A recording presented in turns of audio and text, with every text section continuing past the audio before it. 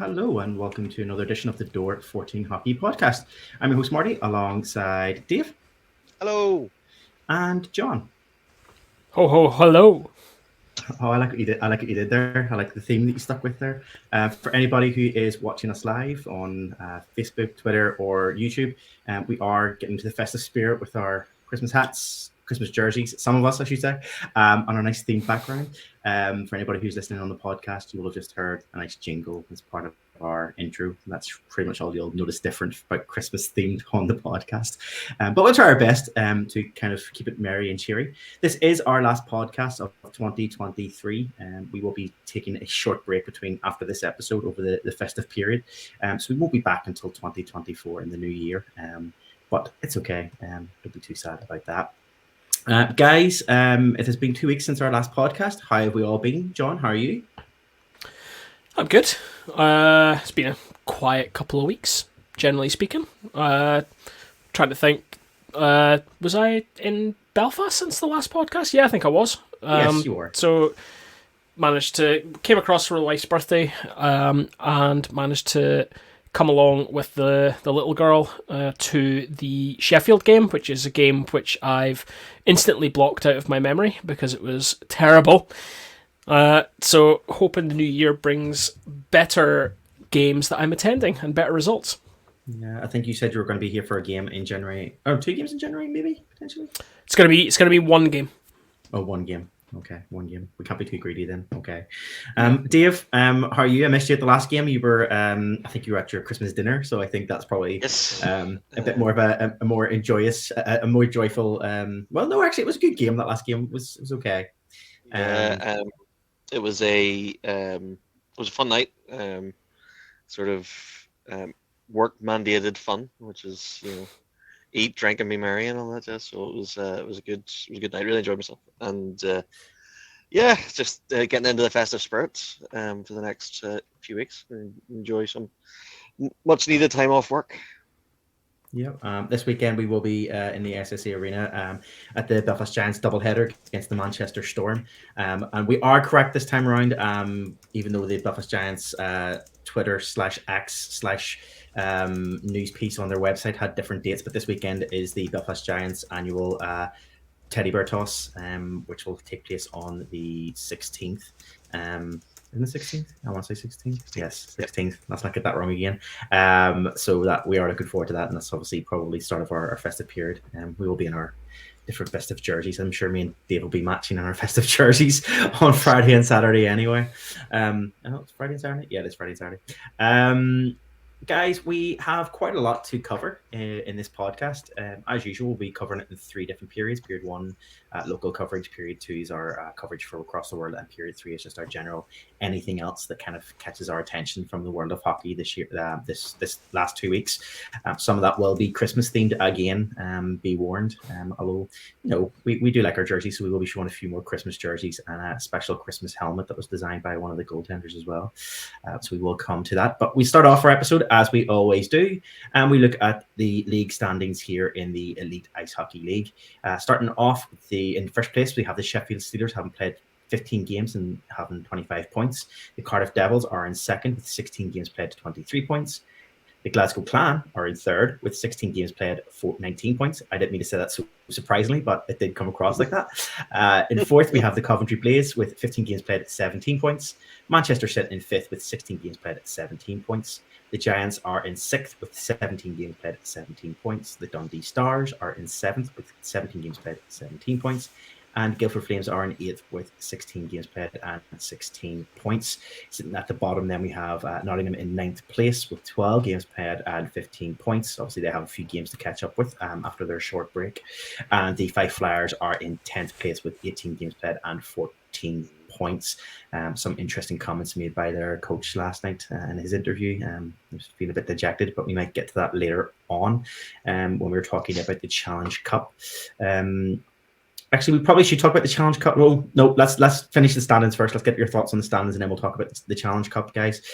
So let's look at the standings. So as I mentioned, first, second, and third held by Sheffield, Cardiff, and Glasgow. John, I mean, Sheffield are continuing their form. They were sitting top in our last episode 2 weeks ago, still sitting top there. those top places are kind of changing a wee bit around, but Glasgow sitting in third.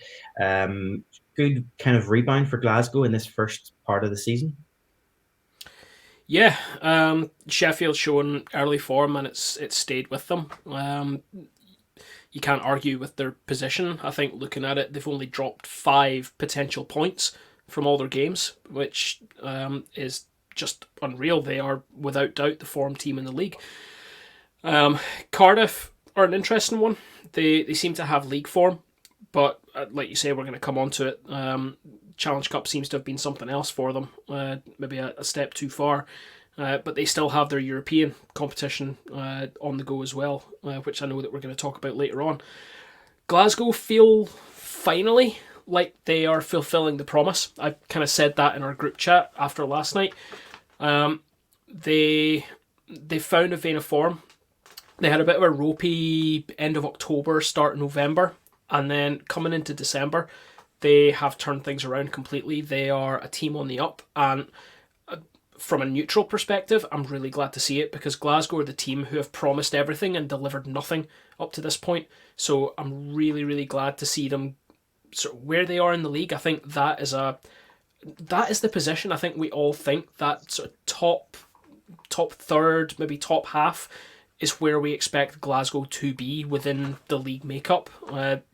Up until last year and now this year, they've got ownership who've got money. They've got the capacity to compete with the arena teams, and they just haven't. They haven't delivered on what their budget and what the promise should deliver. Now they're getting there, and it's really exciting to see. I mean, Glasgow over the summer, we know, changed ownership. Obviously new hands taking control of the Glasgow clan. And I mean, I think it looks so far like they have started to kind of come true in what they were saying, that they hoped that it would take Glasgow to the next level in terms of, kind of getting them competing again compared to maybe the previous season's woes. Dave, do you think that's the case so far? Yeah, 100% agree. The Glasgow, on paper, were a team that should always have been really high up. They've a fantastic fan base, really, passionate group of fans and loyal group of fans that come week in, week out. And I'm sure it's been hard for them to see the sort of the previous seasons where the form was all over the show. Where this year they've really nailed it, and it's amazing to see, and I love seeing all the Scottish teams do well. I think it's brilliant for the league when you have that competitiveness the whole way through. I know teams go through spells where it's it's good and bad, but whenever you've got the opportunity on any given night for any given team to maybe steal points, it just makes it so much more interesting to watch. Especially when it comes to teams or games you're not invested in.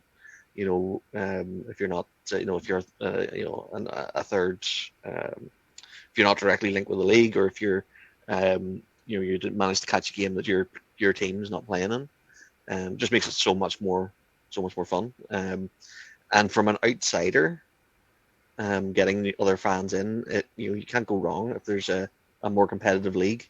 Because could you imagine if you turn up to Glasgow last year when they were having a bad run and maybe go 1 or 2 games and you watch them lose both of them, you're maybe not going to run back to it. Where now you might get to see either team win, you might get some of the most competitive hockey you'll see all season. So I think it's great. It's great to see. We're talking about obviously competitive hockey and making sure the competitive hockey and how people before you mentioned our Dave, how teams kind of do sometimes the form drops and it kind of kind of has a reaction. People have a reaction in different fans coming and going from the league around, coming and going to the games, and it maybe harms footfall and stuff. We have the next 4 teams kind of sitting on the same similar points, just in that mid table. We have the Coventry Blaze, the Manchester Storm, Belfast Giants, and the Dundee Stars all sitting on 17 points each. Some teams struggling more than others, shall we say. I think that's right enough to say. But there was a lot of conversations around, the attendance for like Coventry. I think this past week. I think there was especially I think it was last night. I think was the game it was on, the Giants versus Coventry last night. I think the people were asking, what's happening in Coventry. That the seats looked quite empty last night. I think on their webcast, and I think it was kind of similar up in Dundee. I think it was a similar. Maybe I'm wrong, but I think I did see something last night about that. Is that, did I pick that up right, John? Do you? Yeah, I think it was Andrew Owens commented that the crowd in Coventry was pretty poor, but I think there was a couple of Coventry folk responded on that, given that it was a midweek game. We're not yet into the school holidays, so kids are still going to school the next morning, and I think is it Coventry City Football Club? They've had a bit of a resurgence, and they also happened to be playing last night, so that will obviously have hit the attendances. If you're from Dundee, I think just team performances, unfortunately, are what's impacting the crowds there. What I will say is it's not for lack of trying. The Stars' media output is consistent, it's constant, and they're also on local radio. So obviously I'm in the area that we have TFM. My wife works over in Dundee, so TFM is what we're tuned into. It sounds like an advert for TFM now. Plug yourself for a job, right? Maybe. Tell you what, they could do with some new blood, let me tell you. But the ads for the Stars are constant on TFM as well.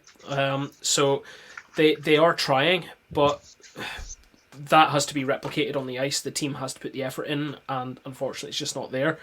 And the same could be said of Fife. I think I'm hearing that crowds are down again after what was a big bumper start to the season. I think the cooling effect has started to cool off. The results just aren't there, and it's a real shame to see Fife, I don't know, like return to type with being down in 10th. Early third of the season, 3 months of the season, they were sitting squarely middle of the table, and they have gone off a cliff. Last night's Challenge Cup game, they had 13 skaters. So whether that's injury, sickness, or whatever's going on, there are just serious problems there in Fife. I just wanted to highlight this comment that just came up because while John was talking, Dave all of a sudden transformed into this costume festive change. Yeah, it was a massive costume change for anybody who's not watching the podcast or watching the podcast on YouTube. His wife just came on and just said, sorry to disturb. Dave was looking very unfestive. Thanks, Gemma. We did feel he was very unfestive. So thank you for bringing some festivity. Yes. Just you mentioned obviously Fife, and obviously Fife and Nottingham just holding up the table there at the bottom. As we mentioned, Nottingham have only played 12 games compared to everybody else's 15 and 17 games. So they are expected to have maybe just a slightly lower point ratio at this point. Obviously, haven't played less games. Do you think at this time, at the moment, obviously Panthers worried about that, or do you think it's just a case of we'll build up on that, it'll come when it comes? No, look, to be honest, if they win the games that they have sitting, they're in third place in the league, and I think for the Panthers, regardless of what's happened this season, that would be a league position that they would be very happy with as a club. I think they were struggling. There were real worries they weren't going to make playoffs last year, and ninth is not a reflection of where that club is right now. It really isn't. They've missed a few games. There are games rescheduled for them. They will come up the table. We've seen it in some of the games that we've seen even against the Giants. They are not a ninth place team. They are a top of the table team, or at least a top end of the table team this season. Coach Paredes is doing something right in Nottingham this season. Yeah. Dave, your thoughts?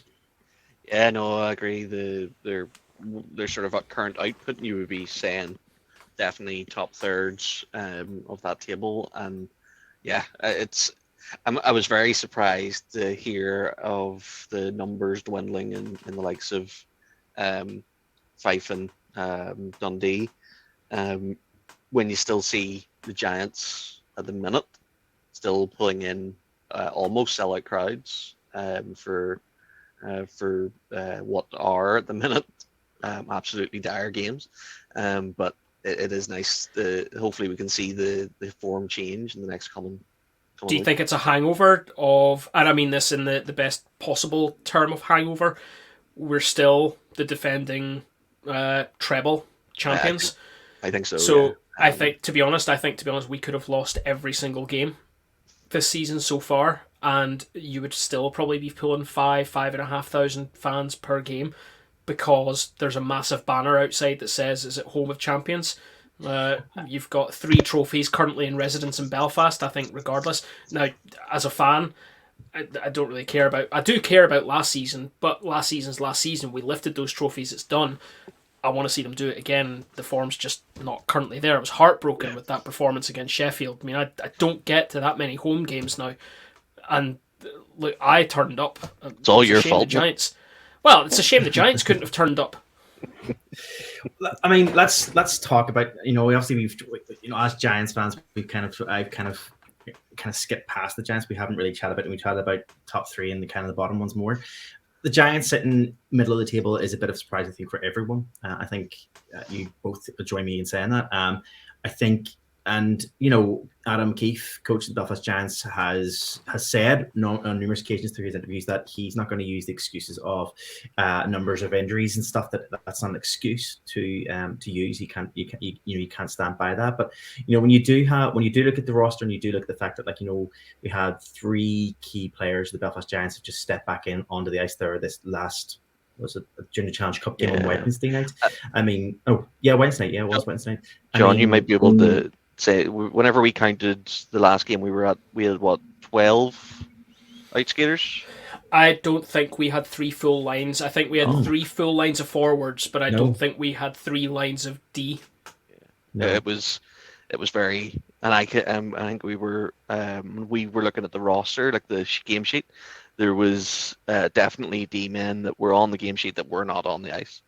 And it was either last minute injuries or people that couldn't quite pass the medical or whatever, And we will talk about in period 1. We will talk about some roster changes that have happened, and we will talk about what the Giants' response has been as well, because we know the Giants in our last podcast moved quickly to bring in a player or 2.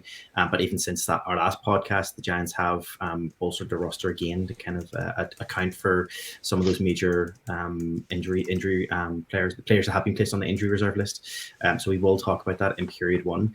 I guess just, come back to just what you were saying there, John, about numbers and people in the crowds and stuff. I think there is still a factor of, reigning, triple champions that's drawing people in and it's bringing crowds in.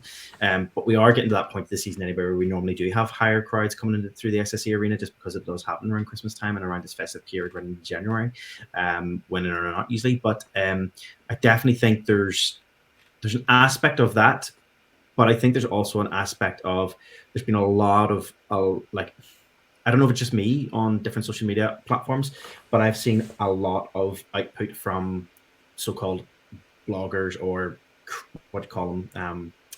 Influencers. Influencers. Sorry, yeah. I mean, I've seen loads of content from influencers being like, "Oh, come to the Giants game with me," blah blah blah. And there's been, a lot of that. So I don't know. There's been some of that. I wouldn't necessarily call them influencers. I don't know if it's algorithms based on, but I don't know if it's just algorithms based on where you are. Because here in Belfast, I feel like I'm inundated with that type of stuff.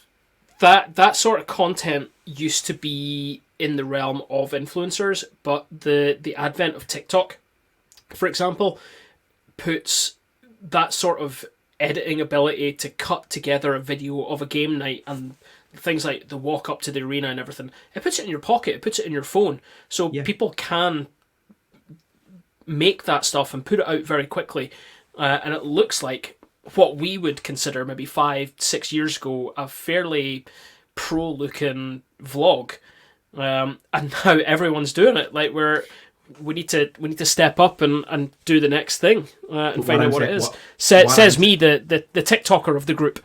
But what I mean by that is I think there is a TikTok factor going on at the moment, in that I think these creative people who are putting these videos out, who are putting on come along with me for this game night experience, other people are saying, Oh, well, it's not. like, It's not even that. that. Looks like a lot of fun. I'm going to go and do that too. It's not even specifically that. You've got Jackie Gendron, who is huge on TikTok, and she has been drawing a fair crowd. I think she did. Did she do bracelets or something making on the bridge a few weeks ago? So drawing on the popularity, and that's been a massive thing. I've talked about it on the podcast before. There are a number of the wives and girlfriends who are producing content on TikTok specifically and are drawing people in. So Jackie Gendron, I know, is one, and Low Car here in Dundee is another one. She effectively, she's almost as famous as Kevin in Dundee. She's been travelling around the city. She's been going to bakeries and coffee shops and going shopping in places and she's interacting with fans who are telling her these places to go. She's doing game night videos as well about what it's like to be on the sideline supporting your partner. And the same thing is happening. I don't think Jackie Gendron is the only one in Belfast. I think there's a couple of them who are doing that as well. And that's all content. That's all pushing out, and it's free advertisement for the clubs. It's free advertisement massively for the league, which makes it even harder when I can't get any response from the Elite League teams for interviews for 14 with 14.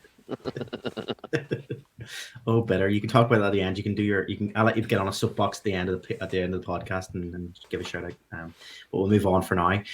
Guys, let's have a quick look just at this past week. Midweek games. We're all Challenge Cup games. We had two.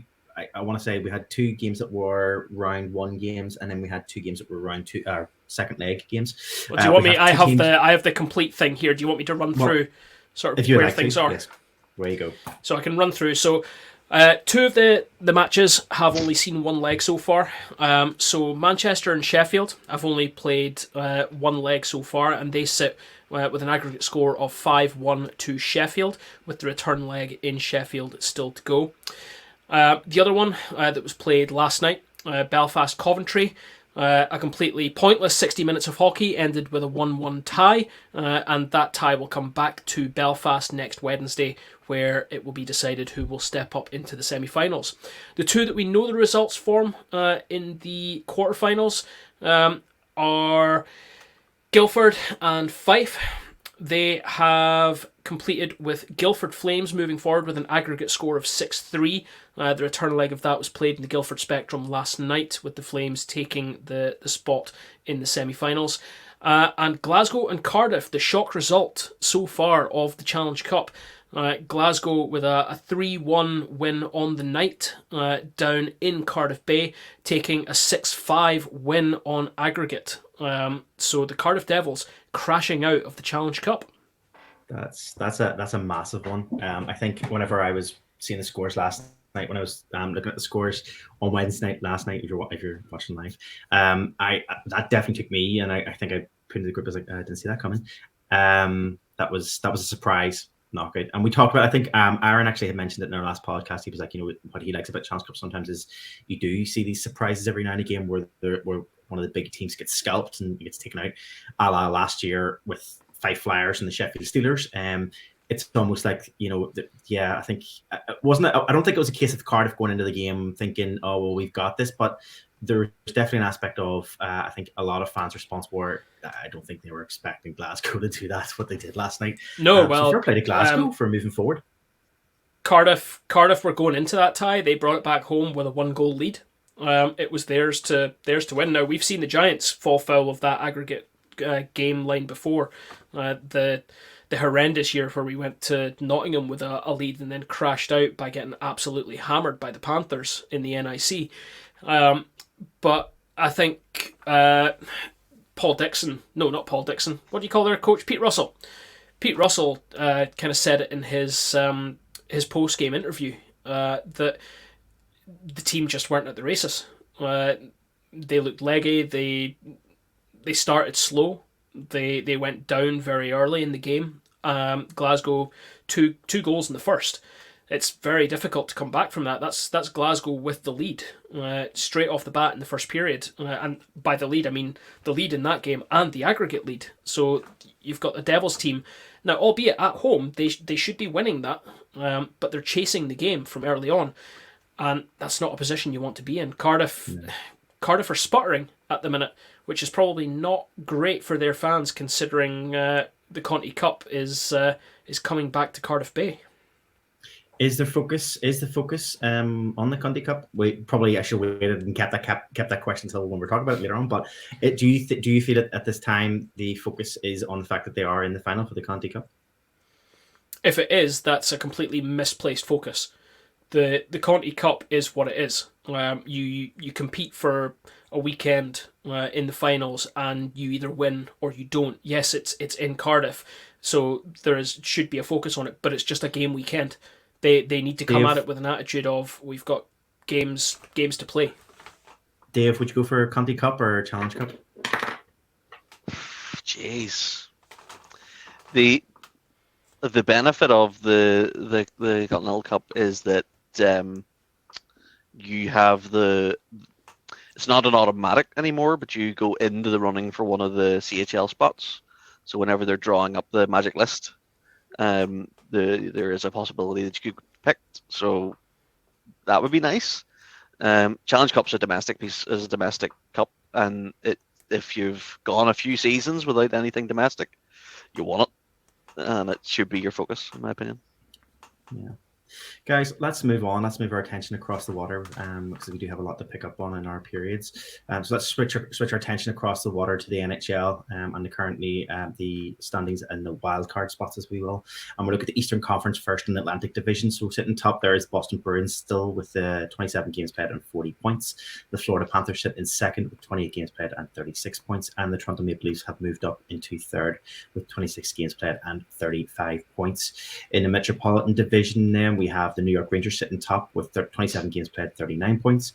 The New York Islanders with 28 games played and 35 points. And the Philadelphia Flyers are sitting in third still with 28 games played and 33 points. The two wildcard spots are held by Detroit and Washington. I always find it really funny when you look at the wildcard spots and you realize that although they're in two different divisions, the Detroit Red Wings actually have more points than the Philadelphia Flyers, and I just always think it's really funny when you see that happening, but that's how it is so far. If we switch across into country to the western side of things in the Central Division, the Colorado Avalanche are sitting top with 29 games played and 38 points.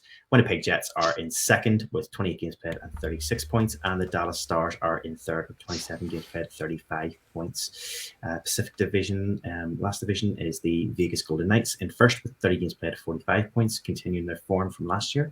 The Vancouver Canucks are in second with 29 games played, 39 points, and the LA Kings are in third, 26 games played and 36 points. The wildcard spots are held by Nashville Predators and the Arizona Coyotes. Yeah, John, happy with that? Happy with that, considering the start that we had. We're blowing a little bit hot and cold at the minute. We're getting a couple of streaking 2 or 3 wins together and then taking an L, and then getting back to 2 or 3 wins again. But I'm quite happy. Churn through Christmas, stick close to one of the wild card spots, potentially move up into third, second place. But if we can get through Christmas, get through January, still sitting in that wild card spot, we've seen it before. The West is a bloodbath, so I'd be quite happy to take the wild card if we can take that going through into playoffs. Yeah, everything picks up pace from when we come back after the festive period. Everything will just start picking up pace. January, February feels like just flies through with games, the amount of games on the sheets for both those months, and it just seems like once we hit that stage, everything starts to you start to see things shake out, get a really good understanding, an idea of who's maybe going to end where. But as we always talk about, both you guys, both in the Western Conference, that conference and that wild card spots, they're always quite tough and they're always shaking up and down. So that's always the one that we keep an eye on right through the season. I think that's really it. Are we happy to move on to period one? As I say, we've got quite a bit in period one to get through. So if we're happy enough, what we'll do is we'll get stuck into our show and we'll move on to period one of hockey.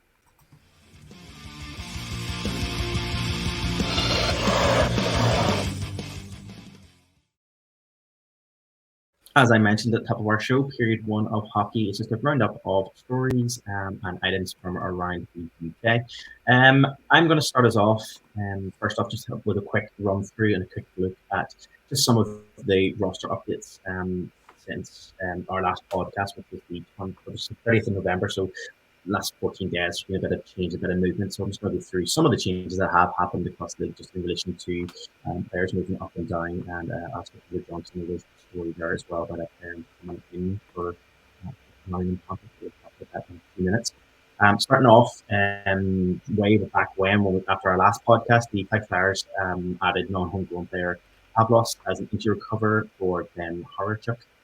Doesn't count this change to Flyers over the roster size. 9. Belfast Giants added homegrown player Cameron Pound, and that was added on the 23rd of November as an IR cover for Mark Garside, and doesn't count as a change towards Giants overall roster of 29 players.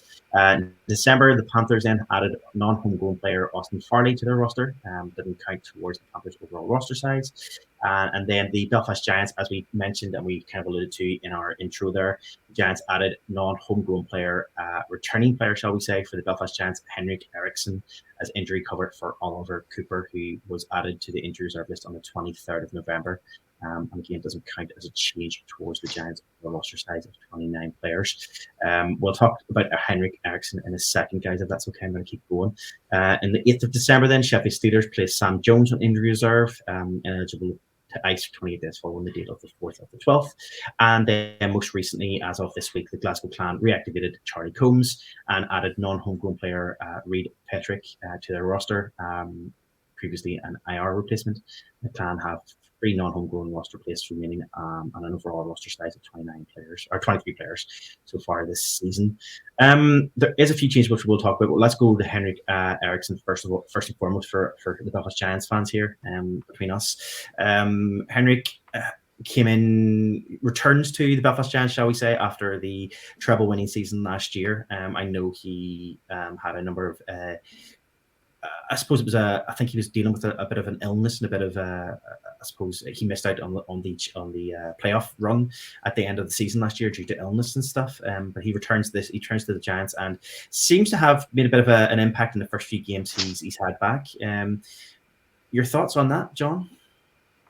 Scored in his first game back, so pleased to have him. It's certainly been an area that the Giants have struggled in. We've been losing. Yes, we've lost a couple of games with multiple points, but we're out shooting opponents. We are outplaying opponents. Puck possession is way above the opponents. Even looking at the game against Sheffield in Belfast, we were on the ice the more dominant team. I know that some people have commented about Sheffield potentially out-muscling Belfast in every area of the ice. I don't think that's true. What has been a problem has been the quality chances. We've been a perimeter team again. There's been nobody willing to go into the dirty area. Special teams are god-awful at the minute. And that has actually, I think, been my one complaint over the last, if you want to call it, the last coaching era. Far be it for anyone to criticise the Adam Keefe era. But I think our power play over that time has been not fantastic. Now, somebody will probably throw stats in my face, but I feel like the frustration I've constantly had for the last few seasons has been a lack of point production on the power play. And that has certainly continued this season. So, short answer, glad to see him back. Dave, I mean, the response on social media for the return of Eriksson was positive overall, generally sound, but it was also like, do you feel it was I suppose, as I said, it's positive. It was a positive response. My feeling was it was a bit overboard with the positivity in terms of, I mean, a good decent player. The one thing we can't deny is that one of the big complaints people were having, the fan base, and at the moment it can be a bit of a toxic place online, especially from a fan base that, you can say you're passionate and stuff, but there's also a level of, let's keep it real as well. But I mean, I think the one thing I will say is a lot of fans are talking about whether or not players at the moment playing in the Belfast Giants have the heart and really want to play for the team and really want to be on the ice. The one thing we can't deny about Eriksson is that he wants to be here. He's playing for the Belfast Giants. You could tell from the coming in last season that he has, from an outsider looking in, looks like he's having a fantastic time playing for the Giants. If nothing else, he's enjoying himself. As a player, I think he's good. I sort of, yes, we do have a bit of a issue with getting the goals. He wasn't the sort of player I would have been looking for, but he probably is a fairly comparative replacement for Oliver Cooper. That's what they were going for. So that's good. It's good to see him, and he will put in points. I would have liked to probably see a D-man, a big D-man. Someone who's going to be able to sort of command in a period. I think that's where our personal weaknesses are. Yes, I do agree with John. We're missing somebody who's going to get down and dirty and get those sort of dirty goals. But we are missing a big chunk of our day. So whenever we do make mistakes, the guys are tired and aren't able to get back, and we end up with these breakaways, which we wouldn't have had last year, leading to us being outworked. And that's why we're getting those like quick succession goals. So you'll get one, and then you'll get another one when the Giants are trying to pull it back, and that's purely down to the D not being able to get back in place. What I would say though, just on a positive note, I was talking to John about this game. I've really enjoyed Davy Phillips' play this year. I think he's been a phenomenal asset to the team, and showing elements of the same player that went to the EIHL, but with veteran knowledge and leadership. So it'd be nice to see another big stay-at-home D-man turn up to the Giants. I don't know whether we will, with everything that's currently going wrong, or with the current injuries stacking up. But we will wait with bated breath. That was so. Two things. The first thing was I 100% agree with nearly everything you said there, Dave. In terms of, I think my response was a D-man was kind of where I thought we would need to be, and I had this conversation actually with a few guys at the game on this past weekend. We were talking about Henrik coming into the lineup, and we were talking about what we were expecting in terms of what we kind of thought the Giants were going to bring in. And one of the things that I said was the conversation that was had was whether or not the Giants needed people to score. And as I kind of said, and I kind of said to you, and I think John, you kind of alluded to this as well. It's not that the Giants don't have the talent to score goals. It's not that they don't have it. For some reason, they're just not producing those goals. They're trying. They're just not producing. They're just not finishing in the way they need to. So we have the firepower there, and we know they have the capability and the firepower there. But the problem that we keep seeing is that when we go up, exactly as you said, Dave, when we go up a goal, almost instantaneously afterwards, almost like a click of a finger, there's a response from the opposition team, and all of a sudden they're scoring on a breakaway play, or just minutes after. It feels like minutes after we score, the opposition team scores straight away again after. And again, is it a question of we were looking through the injury reserve list, and we were looking through the players that were currently off the ice, and quite a few of those were defensemen. Now we have the Giants obviously announced that they brought back Jackson Whistle's back, and he's been brought back into the team, which is great. Maybe as a backup for Besko and giving Besko a bit of a rest. Hopefully that will come because we've heard things that Besko might be a bit injured and whatever else, maybe not, but obviously give him a bit of a rest. But we also see Bomber's back, which is great as well for the defensive line, because when he's on the ice, when he's back on the team, we know we've got a good strong defenseman there, and it's really relieving to have him in there, and it's just a bit of confidence knowing he's there. We know Miles Gendron is currently out of commission, but he's due back soon. We've had Roach, who's been out since the start of the year as a defenseman, and there was no talk of that, and whether or not there's going to be any return soon of that, and again, so we're talking about defensemen, and I suppose I was surprised about you. So that leads me to my last question before we move on to our next story. In terms of the Christmas period, the Giants are very well known to bring in additional names and players towards Christmas time periods. So it's almost like a little Christmas gift post-Christmas. We've seen that in previous years. Do we think the Giants will move towards bringing another player in before the end of the festive period, John? Scott Conway clause activated. If they I've been announce that sa- on Christmas Day or Boxing Day, I think that's I've that been would joking be with Marty all season that it's just for the movie. The two went away. The Conway and Goodwin have just went away for a wee break in the sun, and then they'll come back in the new year and we'll win everything. Just for the movie. It's just for the movie rights, you know. just for the movie. That's it. Guys, I'm going to move us on. We're talking about signings. There was an announcement this week that the Nottingham Panthers have a new signing via Manchester Storm. John, your story, do you want to head off with that one? Yeah, so this was the news that Joe Hazeldine has departed his Erstliga team. Now, the Manchester Storm retained the rights to his Elite League contract when he departed for the Erstliga. However, on his return, it was made clear by the player to Manchester that he would not be returning for the Storm. He wants to be closer to family, who are obviously either in Nottingham or in the Nottingham area. And therefore, an approach by the Panthers was made. An agreement was made on some sort of purchase rights. So obviously the Storm will have taken some cash off the back of this, and instead Hazeldine will be and has signed with the Nottingham Panthers instead. So interesting. This to me is not an interesting story given the moves or anything, because totally the Panthers could have just announced that they'd signed him. What is refreshing to me out of this story is that we are getting a little bit of an insight into backroom discussions between clubs on signings, and the fact that Manchester are being clear with their fans, with the fans of the league, that look, we had the right to sign him, but we've done the right thing by the player. But here's what's also happened. The Panthers have come looking for him as well.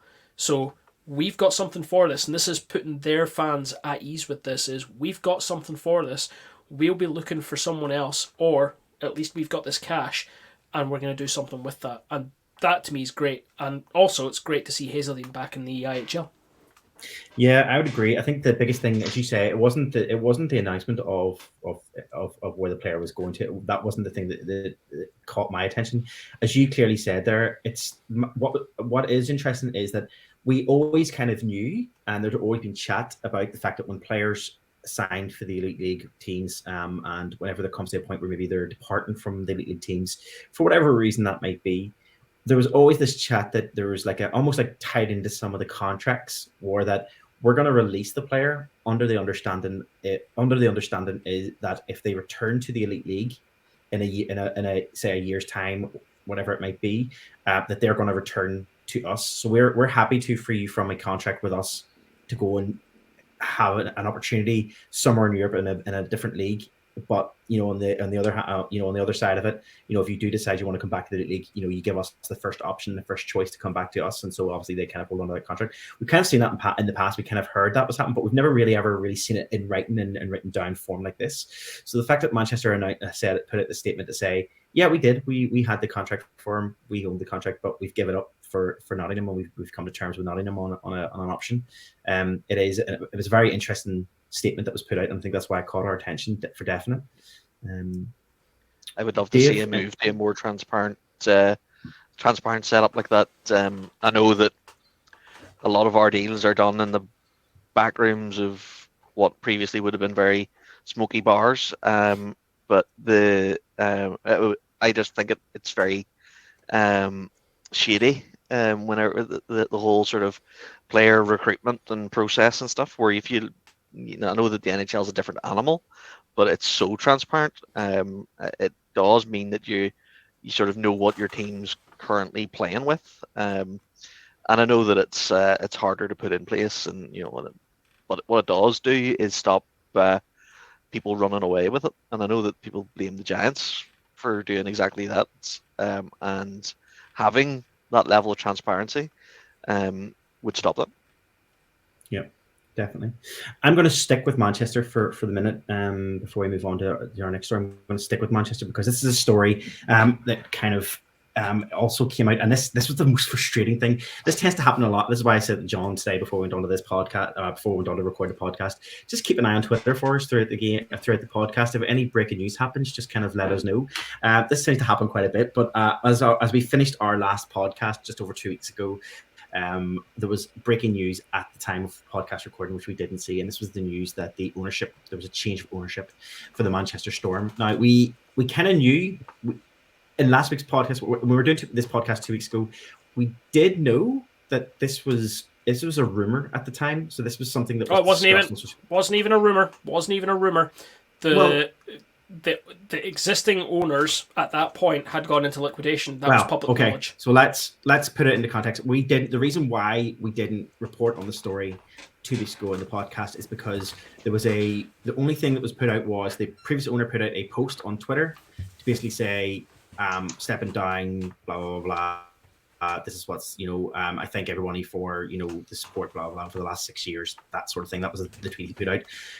We had seen things about liquidation and everything else, but at the time, there was no official story put out. And the one thing we have always talked about and we'd always agreed on in this podcast was that we'll only report on a story and talk about a story if and when it becomes official news and something is put out, or a statement is put out there.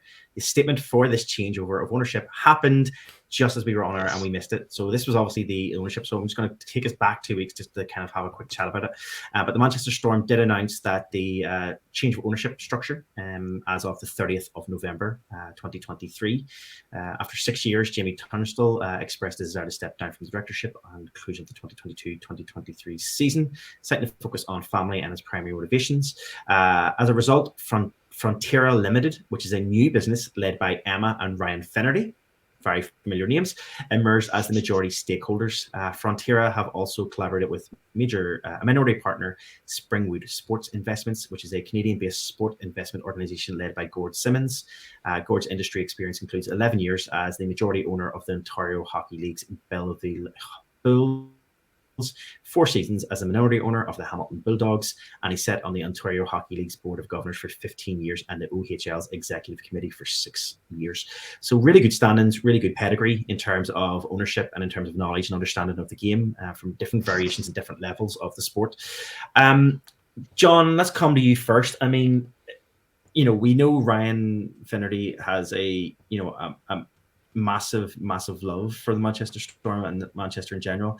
I mean, having an ownership from that point of view in terms of having owners who love the team that they're taking ownership of. It can't be a bad thing at all in the long run. Look, it's great you say it's great. Once again, we've seen the old boys club of the EIHL keep things to themselves. So it's stayed within the same group. But let's not beat around the bush with this. The manner in which this was done. This was not a purchase of a business. This was the creation of a new business to allow the liquidation of an old business with substantial debts.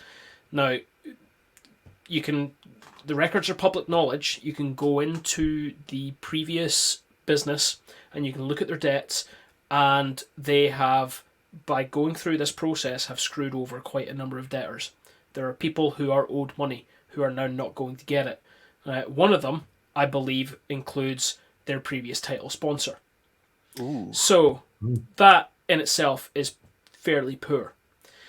It is good in one respect to see that the Manchester Storm will continue. I know Anthony from Banners, he did comment a couple of times saying when's a storm not a storm, when it's a phoenix. Yeah, absolutely, Anthony, totally agree. I think we were very, very close to seeing something similar to what happened to the Phoenix again. But the brand continues, the Storm continue, and at least we're not down to a 9-team league again. That's the key thing for me here, is that we're still a 10-team league. Yeah, Marty remembers the days when we almost were a 16 league. Do you remember that chant that I think it was playoffs that year? It was 16 league. You're having a laugh. That chant rang around the arena the whole weekend. Yeah, I do remember that. Dave, the question I was going to ask was, obviously, with new ownership comes new opportunities for, obviously taking into consideration what John was saying. Obviously, I know there's a number of factors still going on in the background with that, in terms of finance and everything else. But with new ownership comes new opportunities, comes new possibilities, I suppose, for a team and for a franchise. We obviously seen rumors and heard of rumors of new ice happening in Manchester. Do you think that there'd be a decision made or a conversation had at some stage around moving from Altrincham to Manchester? And is it likely that this group who've taken over at Manchester will maybe try and follow through and be something around that lines? It'll be interesting to see. Manchester's always a funny one for me because Manchester's a massive sporting area. It should be able to pull in fairly substantial numbers. We seen it. Manchester Storm held the record for a very long time for the largest ice hockey game in the UK when they played out of the MEN Arena.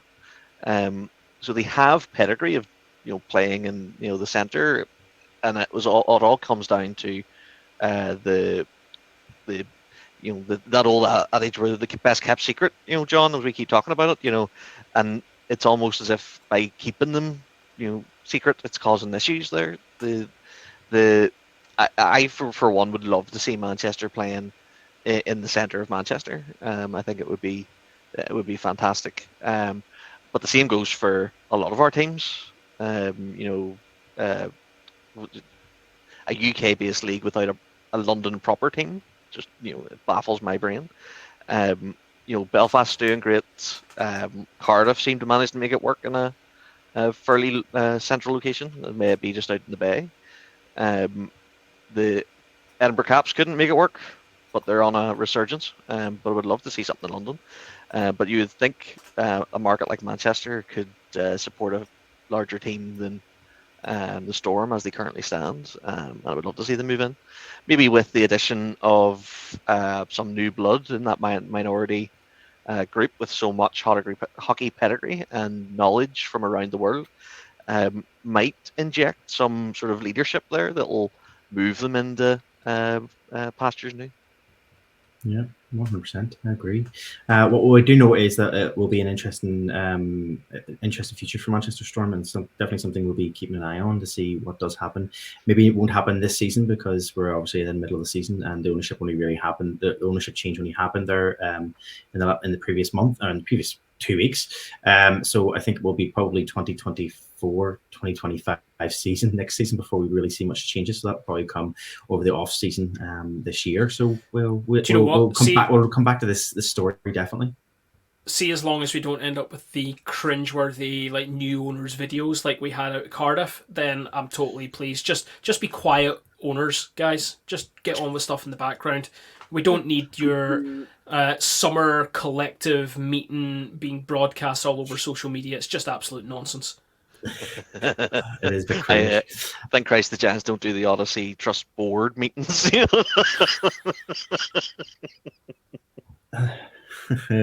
And the question will be, will there be a brand change? But let's not get into that because we know how that went down this year. Let's move on. Let's switch our attention. John, I'm going to come back to you. We're going to switch our attention to another brand change, which has been announced this week, or as of today, shall we say.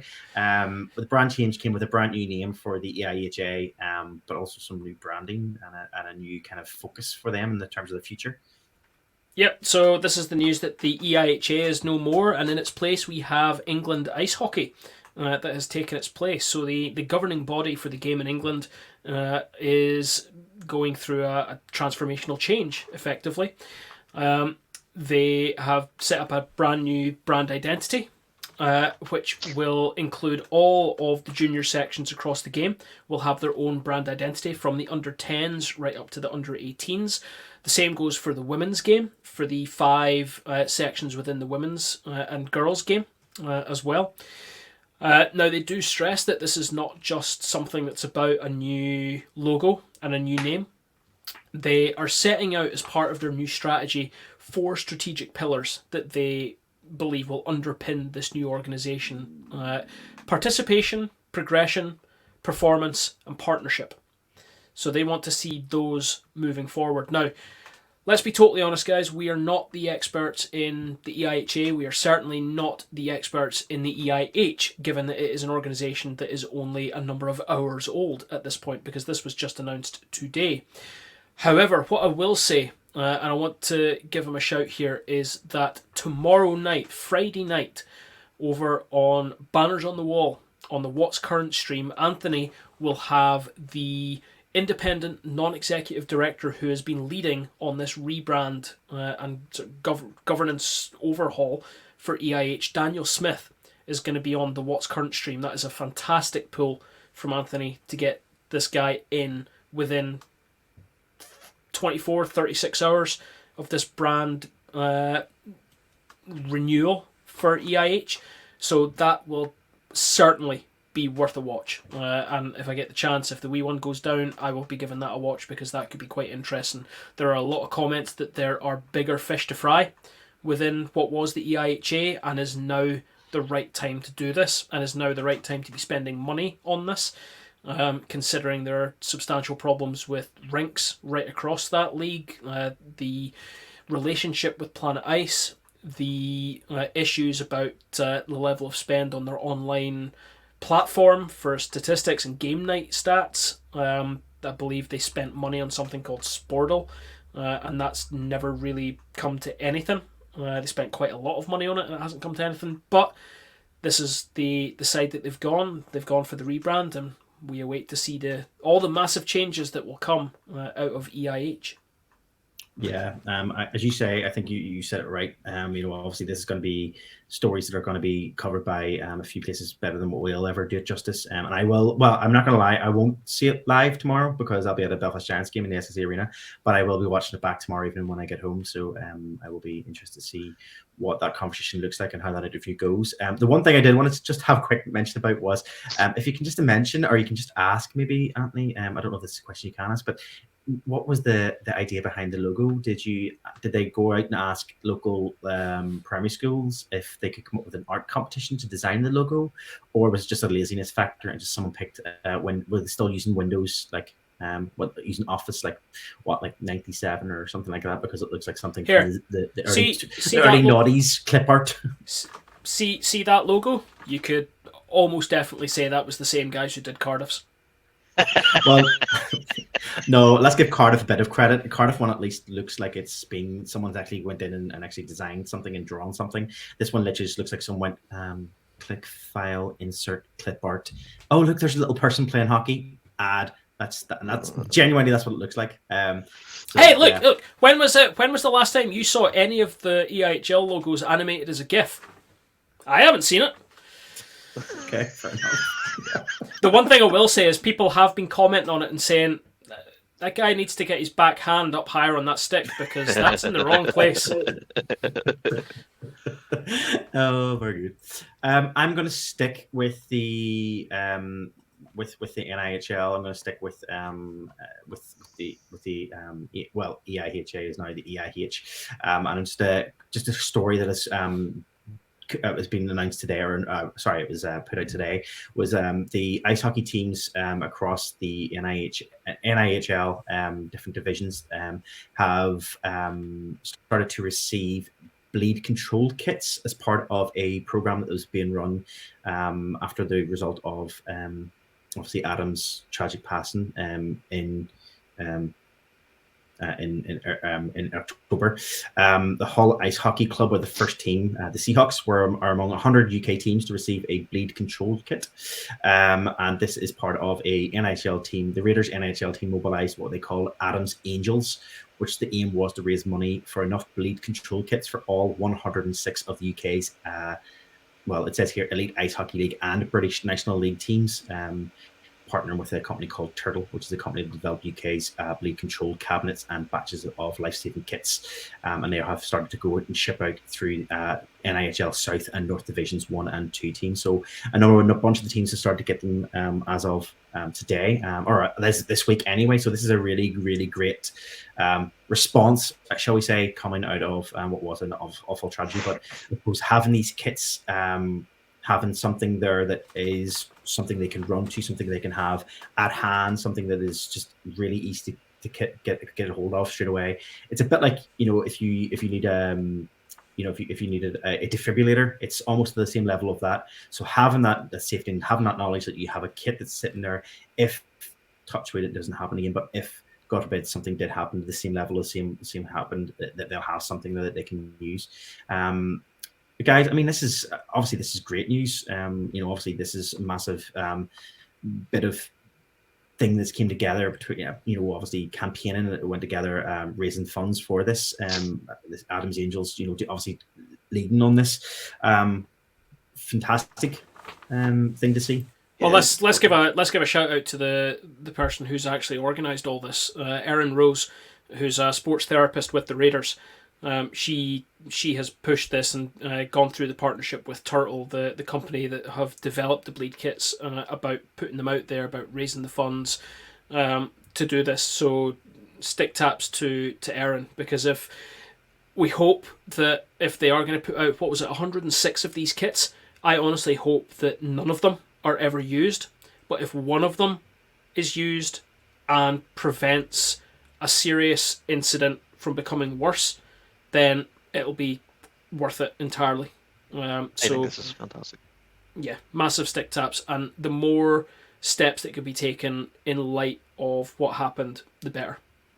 One thing I would say that I always find a bit strange is why a charity needs to step in here. Surely the leagues themselves should be throwing their weight behind elements like this and almost mandating it with, like, if it's providing money to the charity or making them the official partner to provide these kits, because these are semi-professional leagues in some cases, and if it does come to the elite league, professional leagues. So you would hope that the teams or the league would put their hands in their pockets for this charity. That's a fair enough comment. Actually, I would agree with you. The one thing I will mention before we move off this story is just that the one thing that they did mention was that packs will reach all remaining teams before Christmas, and £5 for each kit is going to the Daniel Bird Foundation, and that charity is set up following the death of Daniel Bird, who was 26, who was fatally stabbed in Birmingham on a night out with friends in 2017. There was no first aiders, no bleed control kits available, and Daniel died shortly after arriving in hospital due to bleeding. So there has been funds going to that organisation as well. So it's twofold in terms of Adam's Angels doing something for local teams and hockey teams, providing the kits, but also an additional £5 then going to an additional charity as well. So it's great to see coming up to the Christmas period. Can I just throw in? Can I throw in one? I'm not sure if we talked about it on the last podcast or not. I don't think we did, because I think since then, and it's a story that I meant to throw in the running order and it's not there, is the news that came out of the EIHF that they will be mandating for neck guards from next season. So that sort of going forward, that is a major change. I think a lot of people have been waiting for the EIHF to make that decision. That came through their board of governors. So that is happening. That will be happening as well. So a lot of people now looking at the NHL now as being the next stepping stone from that. With the EIHF mandating it, that'll mean that the Olympics are covered. So that will mandate it for the Olympics. So eyes are on the NHL now. Obviously, we talked in the last podcast about the conversations being had with the commissioner, with the Players Association, but the EIHF have stepped up and they will be mandating it. Yeah, that's true. Moving on to our next story and the second last story for this period, and we touched upon this already. But the Continental Cup final will take place January 12th to the 14th, and it will be held at Cardiff's Arena. In Cardiff, the Cardiff Devils are part of that final, as we know. The teams will be the Cardiff Devils, Nomad Astana, Herring Blue Fox, and GKS Katowice. The ticket prices have also been released for that tournament weekend. The pass covers all 6 games. The tournament pass for all 6 games for an adult is £50, and for a junior, which is 15 years and under, it's £30. Individual games are £20 for an adult and £10 for juniors. And for non-Devils games, it is £10 for an adult and £6 for juniors. The schedule is out there, so if you did want to have a look at the schedule, go over to the Cardiff Devils website, and you will see the schedule, both covering Friday, Saturday, and Sunday. I think it's a Friday 4 p.m. face-off, Friday 8 p.m. face-off, Saturday 3 p.m. face-off, and a 7 p.m. face-off, and the Sunday we'll see a 3 p.m. and a 7 p.m. face-off. It's good coup for Cardiff. Brilliant. I was just looking at it there.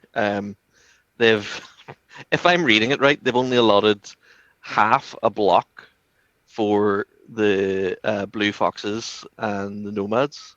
Yep, they're in the same block. They're in the same block. I think, to be fair, I think they're not expecting massive crowds coming from there, but you'd be surprised. More interesting. Well, look, I hope they come. Yeah. We know from experience that the Katowice fans will come in force. They need more than one of those. But the interesting one, I don't know what the seeding is going into this final. I would have thought that, given their history, that Katowice would have been well on there as favourites, probably behind Cardiff. But the fact that Cardiff play Katowice on the Saturday and instead they play Herning on the Sunday, I thought they would have gone the other way. But like I say, I haven't been keeping track because, look, the Giants aren't playing in it. I don't really care. And if I'm being totally honest, while it would be nice to see another UK team lift the dinner plate of destiny, I honestly, I hope they get beaten all 3 games. Do we think £50 for a tournament pass for 6 games for an adult is good value? I think it's not bad considering the cost of operating for the weekend for the arena. Knowing that they're not going to fill that arena for every single game, they are going to be operating at a loss for multiple of those games, especially the ones where the Devils are not playing.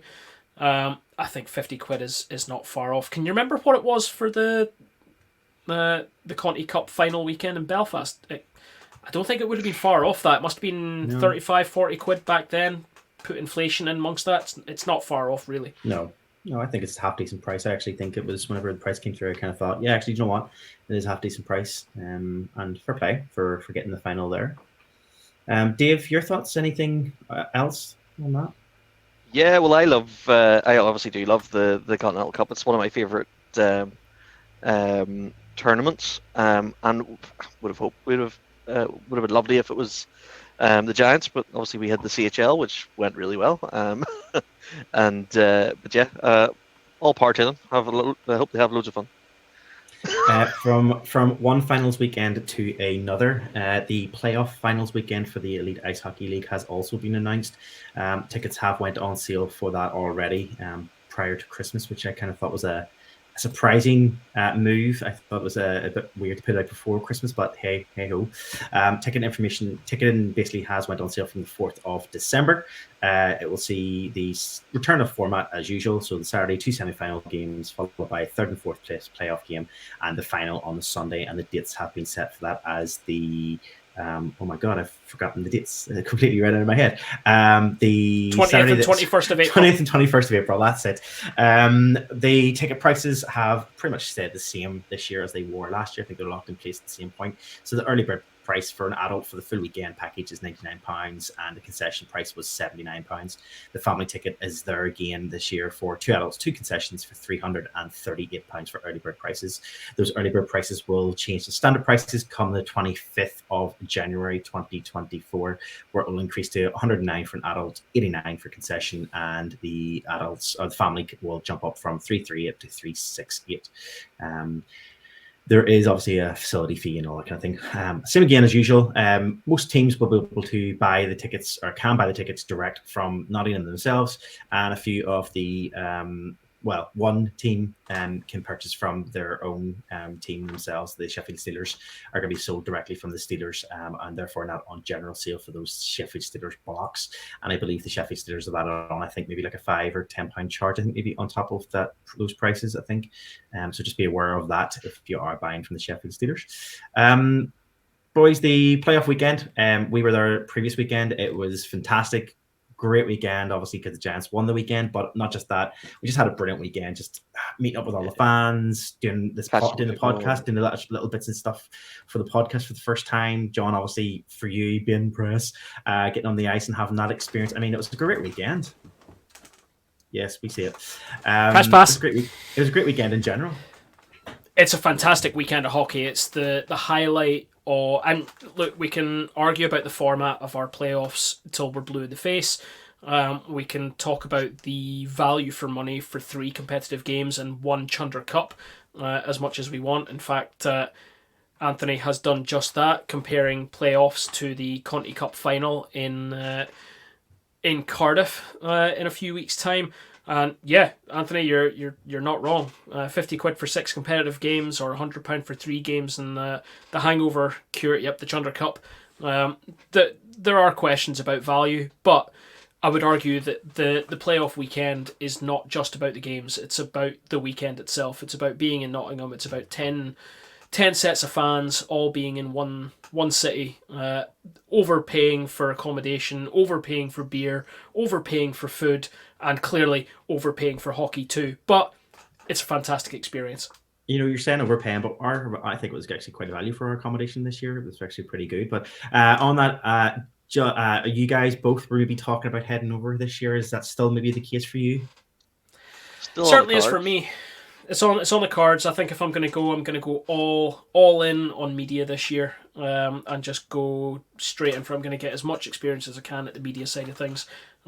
Dave, that frees you up to either join me in the media or just get as drunk as possible, and I'll bring a wheelbarrow with me down the train, and that way you can get back to the accommodation. Yeah, I was thinking that wheelbarrow might work. The likelihood of me going full on press is slim to nil. I can hold the mic with the best of them. Is the best way to put it. Maybe we'll talk. Maybe we will talk Aaron into going along with you boys. Just keep an eye on Dave, make sure he's okay. Unfortunately, I won't be joining you this year. I won't be there to help Dave and make sure you keep them all under control. I will potentially have a 3-week-old baby by that point. So I will not be joining you for playoffs. So that will be a completely different experience for me. But I will be watching, hopefully, from home if they get a TV deal or something sorted for TV. So I won't be joining us, but for good reasons anyway. Guys, I think that's it, really, for this period. Is that Banners inviting us to the National Division playoffs? It would be if both weekends don't always tend to be on the same weekend. Anthony, I've said it before, I'd love to go to the National Division playoff final weekend. If it didn't, for some reason, always fall on the same weekend as the Elite League ones. I know last year it did. If it doesn't this year, then it's a potential, but we'll leave it out there. Well, you get a press pass for that too. The last question before I move on, Anthony, just that you mentioned in that comment, the best pub in Coventry is around the corner from the Skydome. We'll have to get that name off that for you, because whenever me and Dave went to Coventry, we just kind of stayed in the bar at the arena after the game was over. So we'd like to know for the next time we're in Coventry, whatever that might be. Okay, with that, we will move on to our penalty box segment, because we do have 2 penalties to talk about from here in the Elite League. So let me just find the little button here.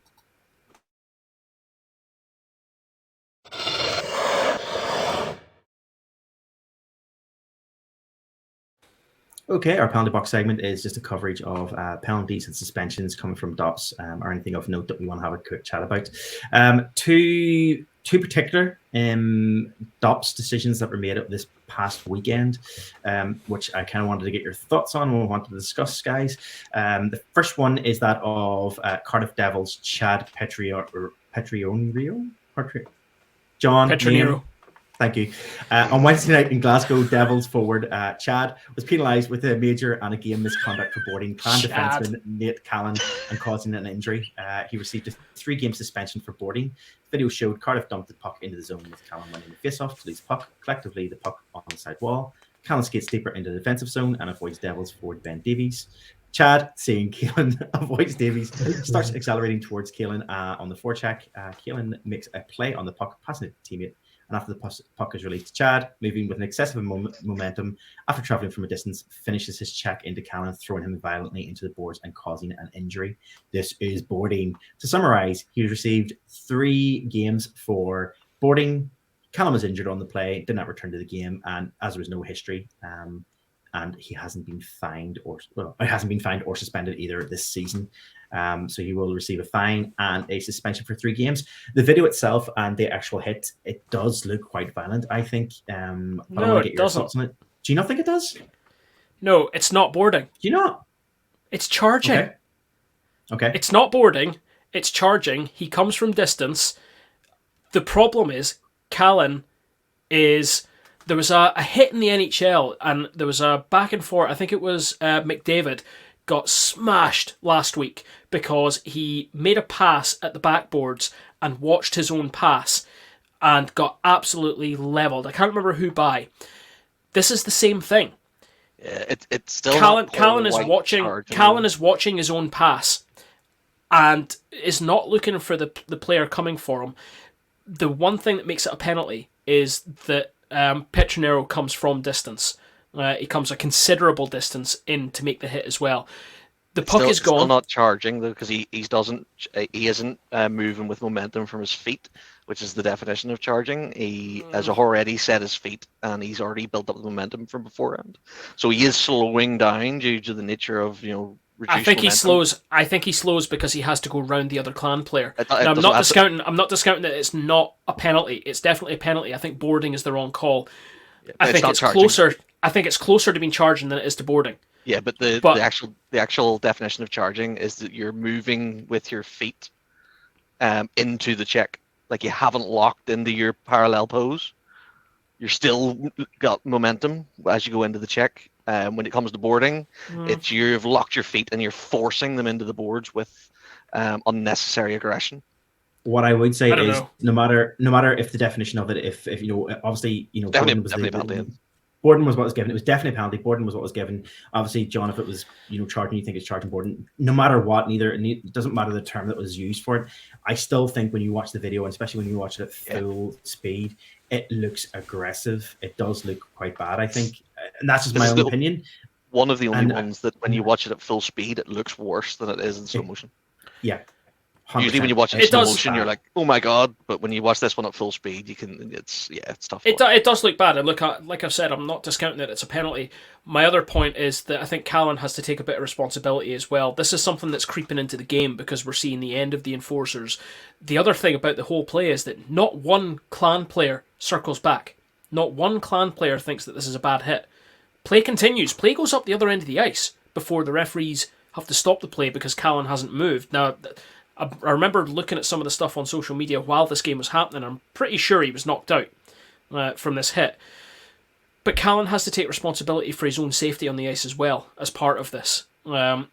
It's a contact sport. You're going to get hit. Stop admiring your own play and be aware that you're probably going to get hit at some point and you're going to get hit hard.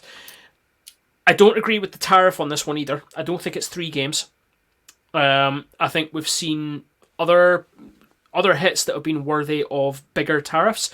I think this is a 1 or 2 game, and especially given the fact that Petronero has not been before DOPs up to this point. I think jumping in with 3 is harsh. I think the thing that I mentioned it the last time we talked about penalties, and I went on my soapbox about it. The reason he's got 3 is that our DOPs take into account that there was an injury on the play. They don't take into account whether there was I don't think he was going out of his way to injure the player by any stretch. It's bad hits, personally 2 games. 3 just seems like they've decided we don't want to see these hits anymore, and they're trying to put a marker down, and they're using the fact he got injured as the excuse. But they shouldn't be making an excuse. Yeah, no. I agree. In fact, while you're chatting about the next one, I'm going to have a look and see if there's been any other boarding bans this season. There's loads. They're all 2 games.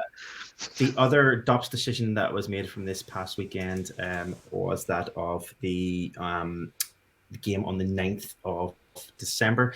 Coventry Blaze taking on the Belfast Giants in Coventry. In the Sky Dome, Ben Lake was penalised with a major and a game misconduct for spearing Blaze player Ian McNulty. As you'll see, and as everybody hasn't seen the video, during play, as both are skating up the ice. Yeah, I think they're coming off the ice anyway. McNulty engages, I think they're heading towards benches. McNulty engages Lake, who turns around, pulls his stick back, and drives his blade into McNulty with a stabbing motion, causing McNulty to fall to the ice. Clear definition of spearing. While McNulty did engage Lake prior to the incident with a one-handed push on the back of Lake's legs, could have warranted a minor penalty, which caused this incident to rise to the level of supplementary discipline. Lake did turn around and confronted McNulty in a way that seemed more aggressive. He chose a disproportionate response to the situation by using his stick in a very dangerous manner, and the area of the body where the spear was delivered and the force of the blow. So he received a 2-game suspension and a fine for spearing, and there was no history of any other suspensions or fines in the Elite Egg for the 2023-2024 season. Dave, we'll come to you first. I mean, 2 games. When I seen it, I was like, what was he thinking? 2-game suspension for this. 2 games seems a bit excessive in my opinion. They've obviously done it for a reason. I think Ben Lake reacted in that way because I think he has an injured ankle. And he was basically going, what the hell? Because that's what happened. The guy slashed his ankle. But you have to be, you're in charge of your own actions and your own stick, and don't be stupid. Leave the expletives at the door as such. It's completely avoidable. It sounds, even taking even if he only got away, say, with the 2 minutes, even that would have been a stupid penalty to take. Especially given the form of the Giants currently. It's easy for me to say sitting on my chair in my office that you have to turn the other cheek, but whenever there's a possibility where you could be sitting out for 2 minutes, and now this became a 2-game, silly boy. Yeah, John, coming over to you. Hopefully you've done your bit of that you were looking there, and I can come back to you. Okay. I mean, 2 games. As Dave was saying, that kind of was almost like he lost a bit of discipline in relation to his response. I mean, what's your take on this? Yeah, this one I think is fair. Dave's said it all really on that one. You have to be responsible for your equipment. We've all laughed at sort of other instances of equipment being used. I think of Joe Grimaldi throwing almost everything that he had on his person at opposition players. But using the stick in that manner is just not acceptable. And unfortunately, this incident somewhat endemic of the discipline problem that the Giants have found themselves in when it comes to in-game play. We find ourselves in the penalty box an awful lot because discipline has been very, very poor. This is an extreme example of it, and Ben shouldn't be using his stick in that manner. I think 2 games. I think 1 or 2 you could have been happy with here. I think the league have made a statement with 2. It's don't use your stick to go at someone. The one thing I will say is if you're gonna, so Lake is being banned here for using his stick out of play in a motion which is intended to make contact. He gets slashed in the leg at the same time. Dave, you said it. That's out of play. So where is the potential? Where's even the fine? We've seen a couple of times this season that players have been fined without being suspended. So why is there no fine on McNulty for this one? Because it's an unnecessary action with the stick. To me, they have to call both on this one. There has to be some sort of repercussion for what was done, especially if you've got Lake coming from the situation where he's recovering from a lower body injury. It's not right just to lay it all on Ben there. On the previous one that we're talking about, as far as boarding's concerned, you've got 2 which have been 1 game each, and 1 that was just a fine. So 3 games for boarding. Yeah, it's nonsense.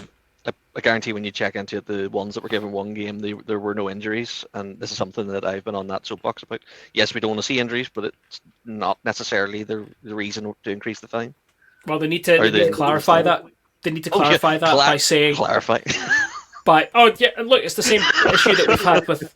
It's the same issue we've had with DOPs for how long now? It's not clear. They're not telling us why one is different from the other, and they're expecting us to read between the lines. If you want us to agree with the way that you're doing things, be incredibly transparent. Be very, very clear about why this is different from, say, Inglis's 1 game suspension or Prince's 1 game suspension for boarding, or why is it different from Thompson being fined for boarding earlier in the season? Anyway, DOPs. And Dops. it's Dops doing what Dops does. It's just I such a shame because we had a period where they were very transparent and they seemed to be every season going a wee bit further back to where they had been 10 years ago, whatever it was, I am going to move us on because I'm aware of our time and we've got still some stuff to go through. But we will be coming back to a discussion around reffing in our overtime segment because we did get a question or two about our thoughts on certain things in reffing. So we will come back to it in our overtime segment. So I'm going to round off this penalty box segment, Dave, and hand over to you for period 2 of hockey.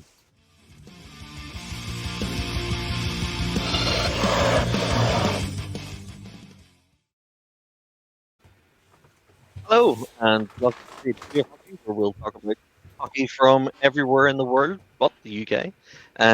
And since Marty is the only contributor, I'm going to hand it back over to Marty. Oh, am I the only one to contribute to this? Oh, what a surprise! Did you write the penalty box as well, by any chance? I added that too. Do you want me just to kind of just go Potluck through your order, yeah. Potluck. Okay, perfect. I'm going to start off with the first one, which is obviously the story coming from the EIHL of the Bob Nardella, who has received a 10-game ban for using what was described as anti-gay language towards a referee in the league, and that was announced this week. The American Hockey League is committed to building a culture that is safe, inclusive, and free from abuse, harassment, and all forms of unethical behavior or misconduct. The league said in a statement, during the suspension, Nardella will be permitted to participate in team practices on non-game days. He will be eligible to return to the Wolves bench on January 6th. The incident did occur between the Wolves and the Texas Stars, and Texas won the game 8-5. Now, what was said obviously hasn't been put out, obviously for obvious reasons. But what we do know is obviously that this is a massive suspension for 10 games is a big suspension, obviously, to receive for, rightly so. However, what should be noted is that the Chicago Wolves head coach Bob Nardella did come out himself with a statement a number of days following. It's unusual that that's unusual that he's been done for this, and he came out earlier in the week, did he? Thanks, John. He put out the following statement on his social media channels, in which he said, "I firmly deny that I made a homophobic remark during the game last Saturday, December the 9th. I wanted to state clearly that I condemn any form of homophobic language or conduct. I'm a passionate and emotional coach who stands behind my organization when I feel they are wronged. I accept that I lost my temper and I was wrong to do so. I have tremendous respect for the officials and the work that they do, and for the league and those involved. I regret that I did lose my temper, and it is how a coach should. Is not how a coach should act. But I would like to set the record straight that I did not say what I'm accused of saying, and that's basically where he went. It's a he said, he said, she said, he said in this situation, because obviously it's a ref versus a coach and what was being said. But what is clear is that there's not going to be any kind of review on this, and it stands that he will receive a 10-game ban. Now, Chicago Wolves, as far as of looking from today, so this was announced on I think this was announced earlier in the week, and as of today, the 14th of December, there's been nothing else that I can see from the Wolves organization to say whether or not that they are getting this reviewed. They haven't said if they are standing by their coach or whatever it is, but at this stage there's been no movement in relation to releasing Bob from his contract with the Wolves, unless any of you guys have seen something separate or different from me. But I think this is a case of, obviously we're saying obviously the Wolves are they're the only independent team in the NHL and don't have an NHL affiliate, is what we should say. But we obviously talk about how important it is, from the leagues in terms of doing their pride events and everything else. And we know the NHL this season have kind of put a stopper in some parts of that, and obviously, that plays a part. But is this a case of an example of why it's needed, or do you think it's a case of more information needs to be put together in terms of to find out, that obviously this he said kind of argument thing that's going on? John, did you get a chance to read the story? Yeah, I've read the story. I don't think specifically we need to have released what was said or what was alleged to be said. The referee is making a judgment during the game and has to make a call if he believes that something is said. That's fine. What stinks to me about this situation, and I'm not going to say that I know exactly what's happened or what has or hasn't been said, but this is the AHL. there will be a mechanism for this coach to appeal this ban. For him to come out in a statement and say, I didn't say this, well, that's fine. Go through the process then. Go through the appeals process and appeal your ban. If you can say with your hand in your heart that you didn't do it. If not, don't come out and make a statement which is false. If he said what he said, or what is alleged to have been said, and just accept your ban, because it's not acceptable, and the league have deemed that your actions to be unacceptable. Accept your punishment, learn from it, move on when you're allowed back on the bench. I guess it's hard, obviously, Dave, John was mentioned there, obviously go through the appeals process that's in place. But in this instance, if it's if it is a one word against the other, there's not always, it's not like the refs / coaches are always mic'd up. Sometimes they are, sometimes they're not. Most of the times they're not, and therefore not picked up by microphones and stuff. So it is a case of, it would be a hard thing to kind of prove that you didn't, but then I suppose on the other hand, it'd be a hard thing to prove that you did, I guess. Yeah, so it's in my opinion, for the coach, even if he didn't say it, which we don't know, whether the league believes he did, all that, there's nothing good can come out of the appeal, because all that will happen is it will be a lot of people trying to prove that he made homophobic statements, and he's not coming out of that looking well, no matter if he's found guilty or innocent as such, because people will only report on what is reportable. They won't really care if it's he's proven innocent or not. If you're, but on the other side of that, if you're going to impart bans of this caliber, then you need to mic up your coaches if that's what you're going to be doing. So that it removes that ambiguity. And I know that that's an extra cost and all that, but if that is something you're enforcing, and to enforce at that level, then you need to put in the equipment in the same way that they do for the actual hockey. So you have to give, if you're going to enforce those other bits, you need to give it the same care and attention. You wouldn't award a goal without knowing the goal's been scored. In the same breath, you shouldn't be suspending unless you have somebody that you have the evidence to do it. Yes, it's if he has said it and is hiding behind you can't prove it, then that's awful. But I guarantee there's more people that are getting away with it than that are getting caught. So if they want to do it properly, mic all their coaches up. Yeah, I agree. Anybody have anything else in that story before I move on? Nope. Dave, I'm going to move on to the next one then, if that's okay. And this is following, obviously, a very familiar name from the Elite Ice Hockey League and the Belfast Giants, taking over as a coach or on the coaching staff for your own Minnesota Wild in our last recording.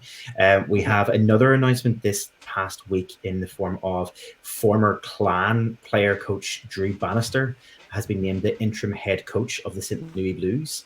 Bannister was Clan player coach in 2011, 2012, and was also a player assistant coach for the Hull Stingrays in the season before that. Fairly going up in the world. It's fairly taken over. Hull Stingrays, Clan, and now up to the interim coach for the St. Louis Blues. Similar to what we said in our last podcast, I mean, it's great to see those names from the Elite League popping up in the world of in the high pinnacle of our sport. Show. I mean, the show they're appearing in the show for in whatever way they are. Maybe not as players, but they're still hitting those impacts. In terms of head coach just as important. I mean, John. I mean, this is something, another great coup, I suppose, for the Elite League to kind of have their name put across, because obviously the pits that were put out whenever they're talking about his history and his background, obviously the Elite League pops up as part of his history. It just brings it to the forefront of the NHL. It's his last pro team. He retired as a player straight out of as it was then, Braehead. It's interesting looking at his stats from that year. So 51 games, 13 goals, 29 assists for 42 points, 110 penalty minutes across the season. So he's sitting on just over, or round about actually, two penalty minutes a game. So not the worst, but clearly maybe someone who's got a mildly short temper on him. Takes no nonsense by the sounds of things. Takes no nonsense, likely to be a decent kind of guy in the room as well, but not take away from his other pedigree. I mean, this is a guy who has previous Tampa Bay for a couple of season, Oilers for a couple of season, Ducks, back to the Lightning, the Rangers, back to the Ducks again, were his last NHL, over to Liga, and then a couple of seasons in Russia, the Dell 2, and then finishing up across in the Elite League with Hull and Braehead. So this is a guy with a decent tick list behind him. So smart hire. He's obviously had a quiet few years building up his managerial experience and stepping up to the show. Now, it's the point to make that he's only been hired as an interim head coach at the minute with the Blues. So whether he just sees through this season and the Blues look to make a change. But again, like you say, Marty, seeing the Elite League for what is basically the second time in a month be highlighted because of coaching changes within the NHL. It's fantastic. Maybe it hasn't went down very well with the fan base, just in relation to the decisions that were made. Let's be honest. I think the majority of response from the fan base there in St. Louis has been quite negative in relation to. I don't think it was his fault. I think they believe that the ownership of the team, they didn't feel that the last coach was the issue, and I think that they were quite loud about saying that. The one comment that I did love about that I read, which I just wanted to highlight here, was from a person whose Twitter handle or X handle is @RedBlue1922. His tweet was phenomenal. It was like, now this coach is one who definitely inspires confidence. I mean, that's a man that the players can really lean on. Which, it's funny. Bannister. It's really good. I thought. Yeah, exactly. Thanks. I'm glad you found this funny. He'll lead them. He'll lead them well up the ladder. Hey. One step at a time. Another great move. Another great to see that happening. And another name, familiar name in the NHL. My last story for this period, before we do have a penalty box set, we do have a penalty box one to talk about in this period as well, Dave. But my last story for this period is the story that came out. I think it was yesterday afternoon, or I should say December 13th for anybody who's watching this or listening to the podcast on Friday.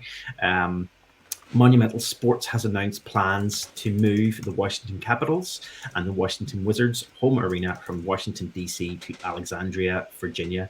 This is 100% being confirmed, and the Capitals and the Wizards will be moving to new home in 2025, I believe, is the date that they've got for this.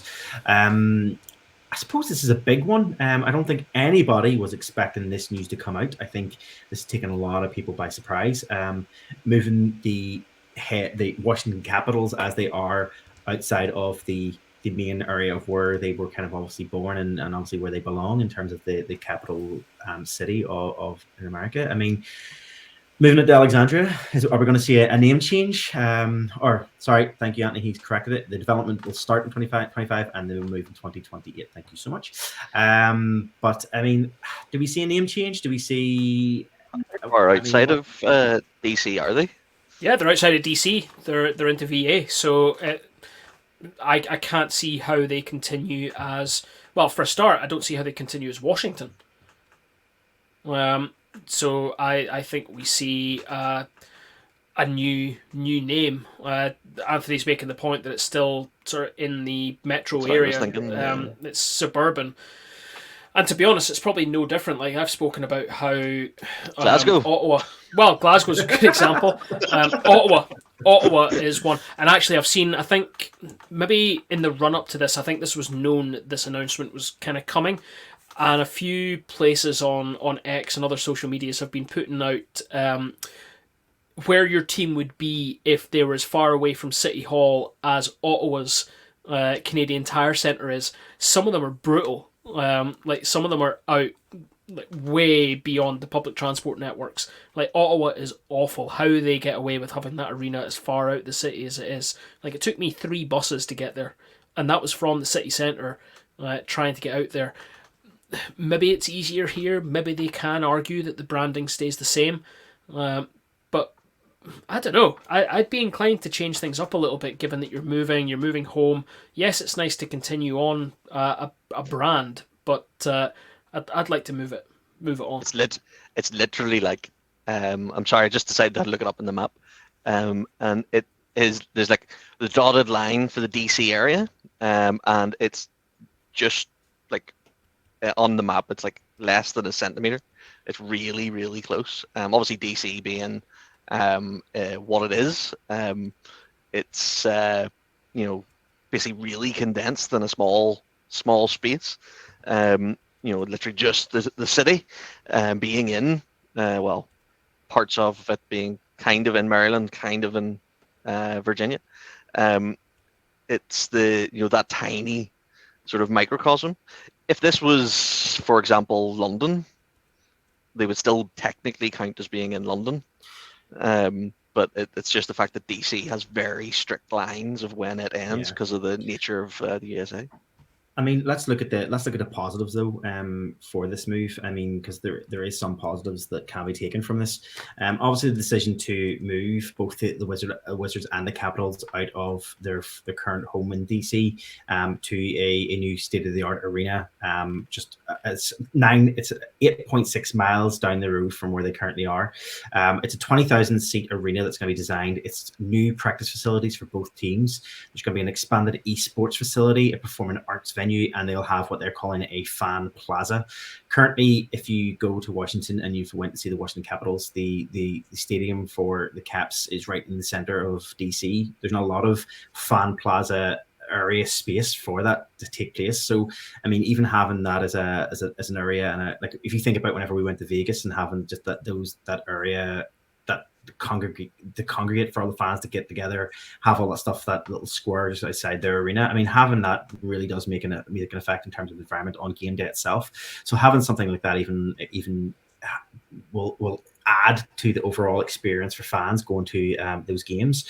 I mean, I think in general it's a positive in some ways.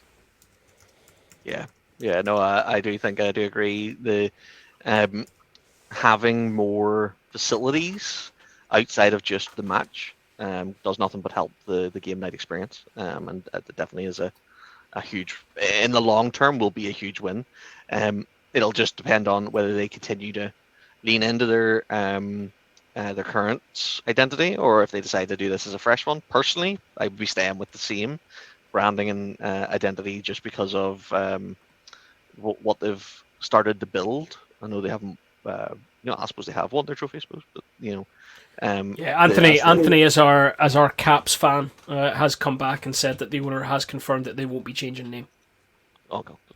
So the branding stays the same. The Caps remain. To be fair, I didn't think they would. It was just a kind of a tongue-in-cheek kind of joke and comment about it, because obviously moving out of DC, it was a bit of a tongue-in-cheek. We didn't think they were going to change name, realistically. But it was just it was definitely an interesting story. Do you think they changed their logo and put Mel Gibson's face on the eagle? You never know. Start saying purple funny. Yeah. Awesome. That's the last story. Yeah. I think then we're ready to move on to the penalty box, and then you can kick that off too. I will do.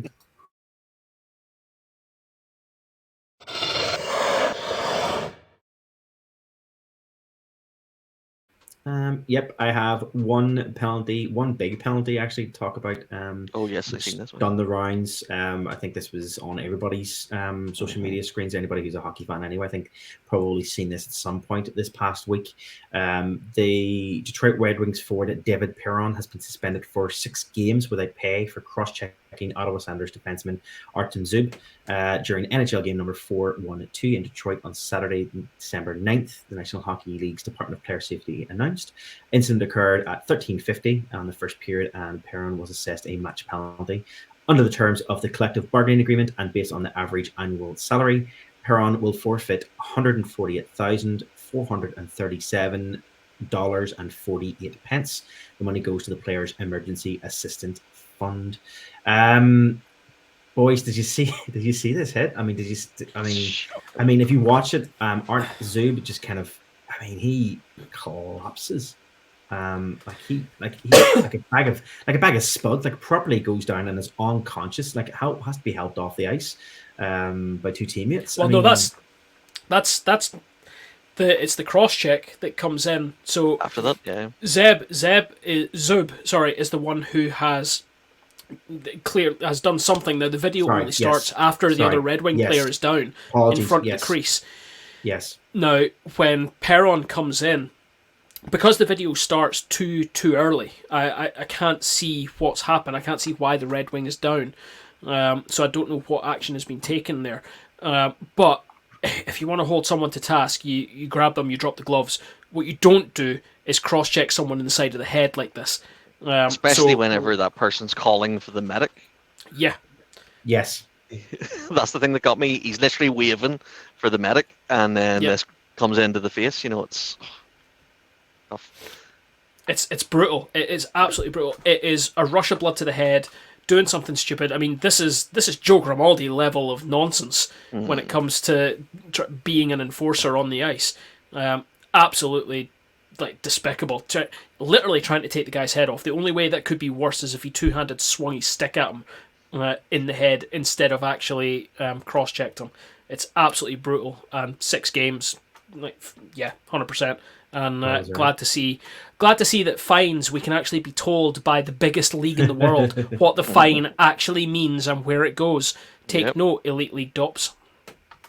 Is it a case of maybe is it Elite League DOPs is like you get fined for the games that you're not playing, you get fined at the same amount for the days that you don't play, i.e. 1 day of your wage, and therefore they don't want to tell people how much wage the player is on. Is that what it is? Is that what we're learning? 2 pints of lager and a pint of Chris, Oh, harsh. What I will say is, this is obviously one hit that happened this week. This is one hit that happened this week, which was obviously caught and the suspension was obviously granted for this one. I don't know if it's you guys or if it's just me, or if you guys have been seeing just a lot more just really aggressive hits this past week or so in the NHL. It's not this week. This is endemic. I've seen a story going about today. Sorry, I'll just finish what I was saying there. I seen a story this week where they were saying about how is it a case of the style of play is changing and therefore is it just that the what used to be kind of like a defenseman's bread and butter in terms of how they defended and hit and checked has kind of changed with these new kind of style of play from forwards and stuff, and it was quite an interesting one. But John, sorry, you were saying there. I didn't mean it. It's a major. We're seeing it in every league. It's a major part of fighting and enforcers coming out of the game. The speed is increasing. With the speed increasing, and the stature of players also increasing and becoming more and more athletic, it means the hits are getting bigger as well. And with the enforcers not being there, and nobody... you still get the odd fight, but nowhere near what we used to get. People are getting away with bigger hits. So because they feel like they can get away with it, they're willing to take a bigger risk with the physical side of play to try and take out top-end players. I talked about it before. If I get the chance, I'll send you guys the link to the hit that was made on McDavid. But 3-4 seasons ago, that hit doesn't get made because somebody goes over and takes that guy's head off for hitting their top line scorer. Now, you end up with a situation where rather than having enforcers, you've got people like Perron who have to go over and cross-check someone in the head, and that's where we see these hits coming in. And it's people making rash decisions because there's no one else to make any sort of effort to make somebody pay for a bad hit. Yeah, I do agree with that. And also with the changes to the body armor and whatnot has made it less likely that you'll injure yourself. Yep. In your hit. So the hits have got bigger. It's something we have seen similar in boxing. With the gloves getting the padding getting better and the protection around the boxer's hands getting better. This has led to bigger injuries to actual boxers. because they're able to hit harder, and it's the same sort of thing we're seeing here. And it's probably going to get worse before it gets better, because it's not going to be an easy fix. Yep. Well, I think that's us then. That's the last piece for period 2 and the penalty box. So I think we're good to move on to period 3. No worries.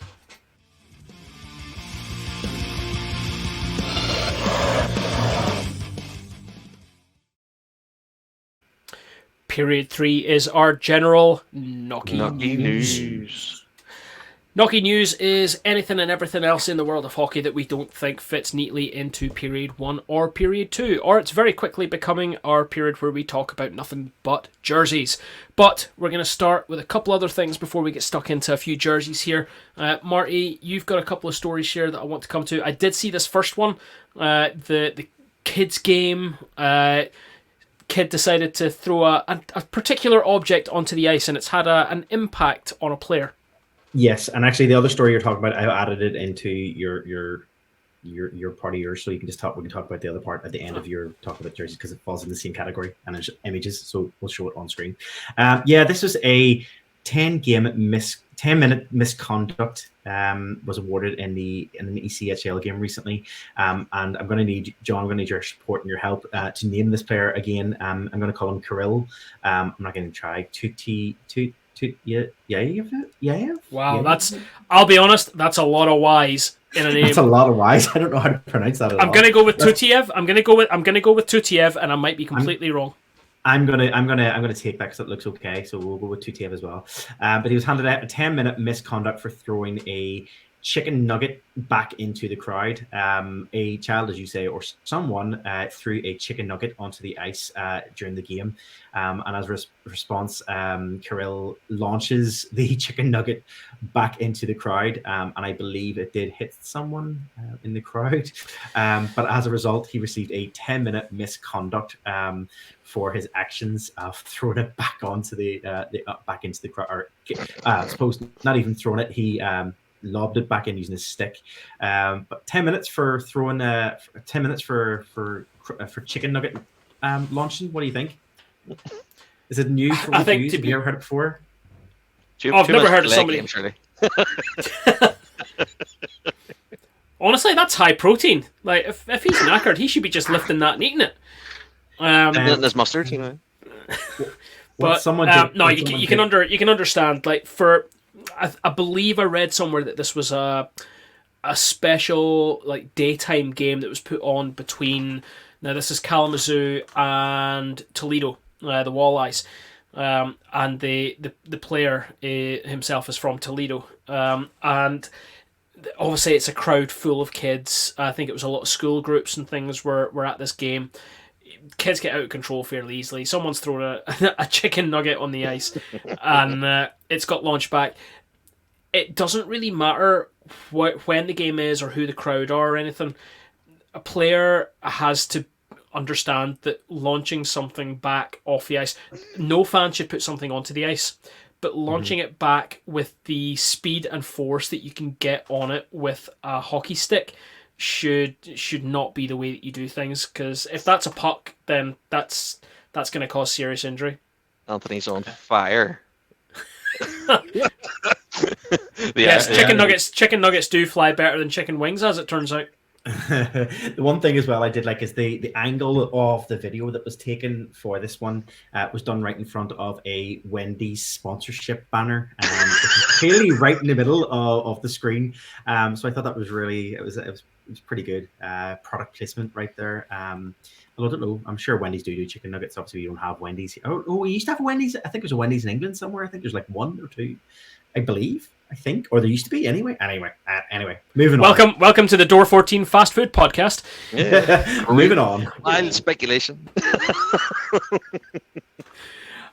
Marty, if you want to switch up what's on the screen here, let's get into the festive jerseys and festive gear side of things.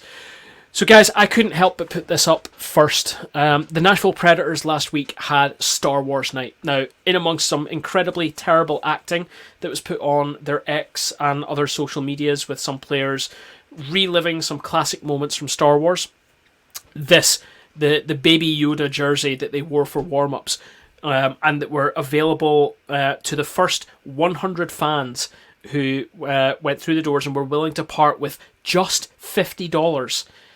That is a fantastic jersey. I absolutely love that. What's the thoughts? You know, That's anything pretty good. anything that's got Grogu on it, I'm in. You know, I'm sold.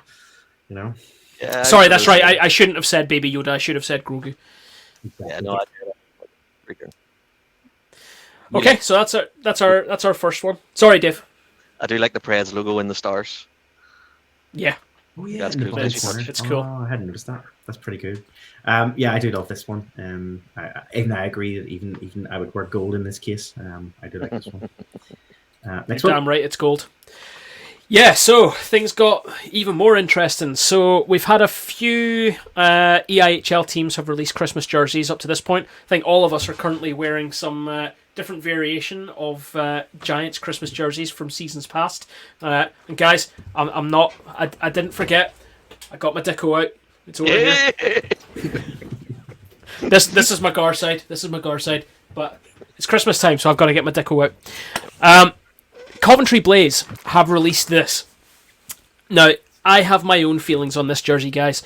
I think it's awful. I don't know where it says Christmas. It's obviously there's a snowy. There's It's a there's snowy. sleds.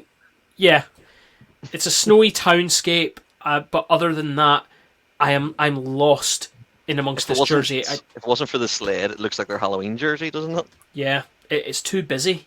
There's too much going on. It is so busy. It's an assault to the eyes. Like, it's so busy. Like, so much going on. You know what I do like? The candy canes on the neck. I do like that. Yeah, that's the only design element I like on this. Is that the rest of that is just that is an example of how not to design not just a Christmas jersey but any jersey. That thing is horrendous. God love anyone who buys shirt off the back tickets for that one in Coventry. I believe that's being worn in the next week or so, obviously, because Christmas is only about a week and a half away now. So good luck to anyone. However, another team in Coventry have done a much better job, and this is the NIHL Blaze. Oh, that's nice. Guys, this is a team playing out of the same building. That is a Christmas jersey. That's a proper jersey. I like it. You've got the Christmas design. It's an ugly sweater design. It's got the snowmen on it, and even what they've done with their logo is it's fantastic. Love the numbers. only thing I don't like is the font that they've used for the name and numbers because it. I looks- like that. Oh, I like it too. I really like it too. I don't know. Yeah. I think it looks like bones. No, I think it looks really it looks kind of like, you know, something like from an old Santa Christmas movie kind of idea, like a something like a North Scandinavian or Pole. something. Yeah, it does look quite like that. I do like it. What I like about this is that, as you guys have said, it is that ugly sweater idea, but it's an ugly sweater done well. Yeah. Does that make sense? So we've seen the ugly sweaters, other teams doing ugly sweaters before, which just didn't really work, or there's too overpowering. This one works really, really well. Yeah, I agree. I really like this one. It's really nice. Yeah, they've got that absolutely spot on with that one. We move on then. So keeping it within the Elite League, and I do think that we've shown this because I think we showed this whenever the Giants released this, but I thought it's the last episode before Christmas, so let's revisit it again. Guys, again, I made my comments on this jersey before. It's don't get me wrong, it's not a Coventry Christmas jersey, but it's lazy. It's not my favourite jersey ever. They've thrown a few candy canes and a few different coloured snowflakes on there, and that's about it. I'm not a real fan. They haven't even made an effort with Finn this year, which feels really disappointing. Like, even you'll probably not be able to see it, but on my Dicko, Finn at least has a beard and a Santa hat. I think that it's not my favorite Christmas jersey. It sounds really random, but yes, it's a bit lazy. I think the candy canes actually make it worse. I think even if it had just been the snowflakes, it probably actually would have looked better. It's just a bit out there, if you know what I mean. It's not very, they've just went, I need a few generic things, let's slap them on. There's nothing wrong. And again, as I said, this is the time. There's nothing wrong with it. Just not great. It's uninspired. I think we've mentioned it in a couple of jerseys. It's just very. Yeah. Okay, I know it's like it is what it is. It's fine, but yeah, I think there's been better designs in the past, and yeah, I do like a bit of over topness sometimes with it. These jerseys, the one I'm wearing at the minute, is the most tacky Christmas jumper you'll ever have, but I love it. The silhouetted Santa and all. Yeah. So yeah, we've seen better. But when it comes to sort of design elements, we'll go back over to the NIHL, Marty, now, and let's have a look at the Swindon Wildcats. They've gone a different way with it. They've gone with the elf motif. It's much more simple. I don't think I've seen numbers as big as this on the back of a jersey for a long time. But this, to me, this kind of works in a simple. Yeah. If you're going to do something simple, do it well, and this does simple well. The thing is, like the Giants one there now is quite tame compared to ones they've done previously. The Giants did something similar to this last year, or the year before. Remember, they went all out as an elf thing, and they had the players dressed in like elf socks, and it was complete. The full look was. I think one night they had them as Santa. I think was one of the nights they had jerseys and stuff was designed like Santa. And then on the second Christmas night, they had them in elf outfits that looked very similar to this.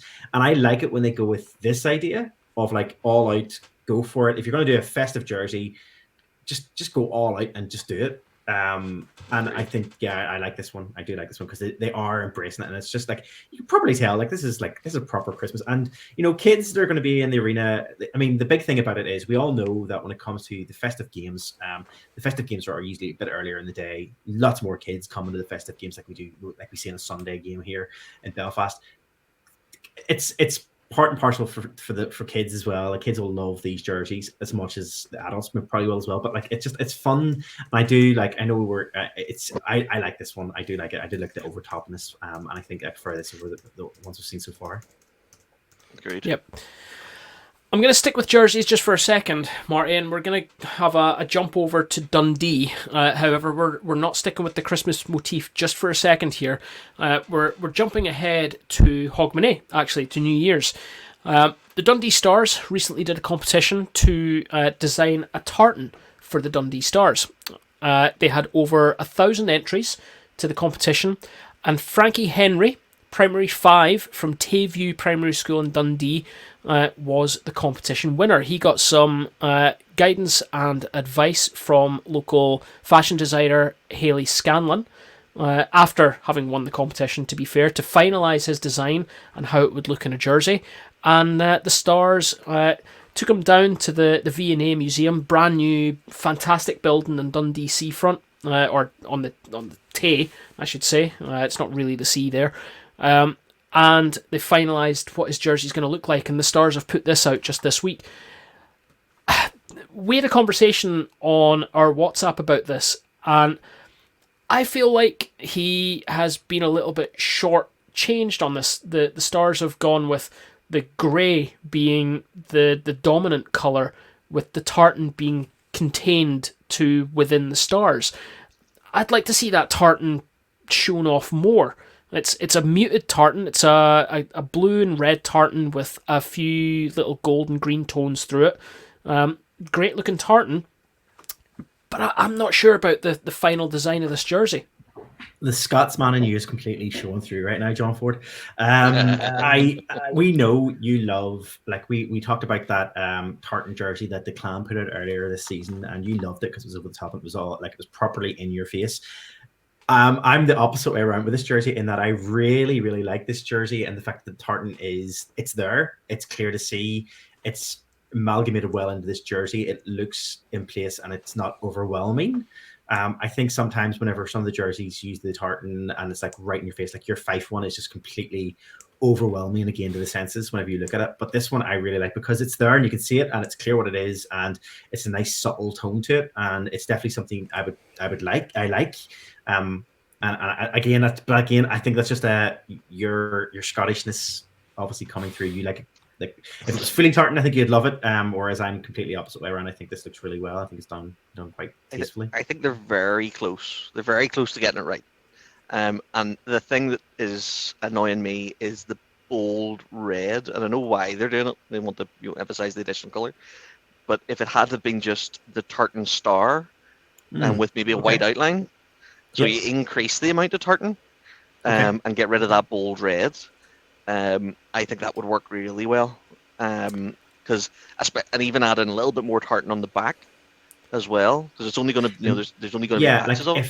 I think if the numbers had been sublimated with that, and I also think that the hem at the bottom and the arms could also have been in the tartan as well, just to add those details. If they keep the white border, then they can add spots of that tartan wherever they want without it becoming too busy. Like if it's along the hem, then you can use the white to break it up between the two areas. You could have changed it, instead of having a hem, do a tartan stripe over the elbows. But then you might get a lovely bit of color there.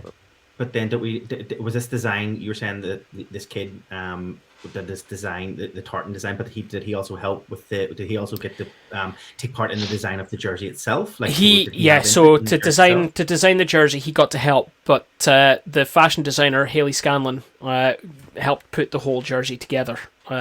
So she's had a major hand in putting this together. I think they're almost there, but it's just not quite it's not polished enough.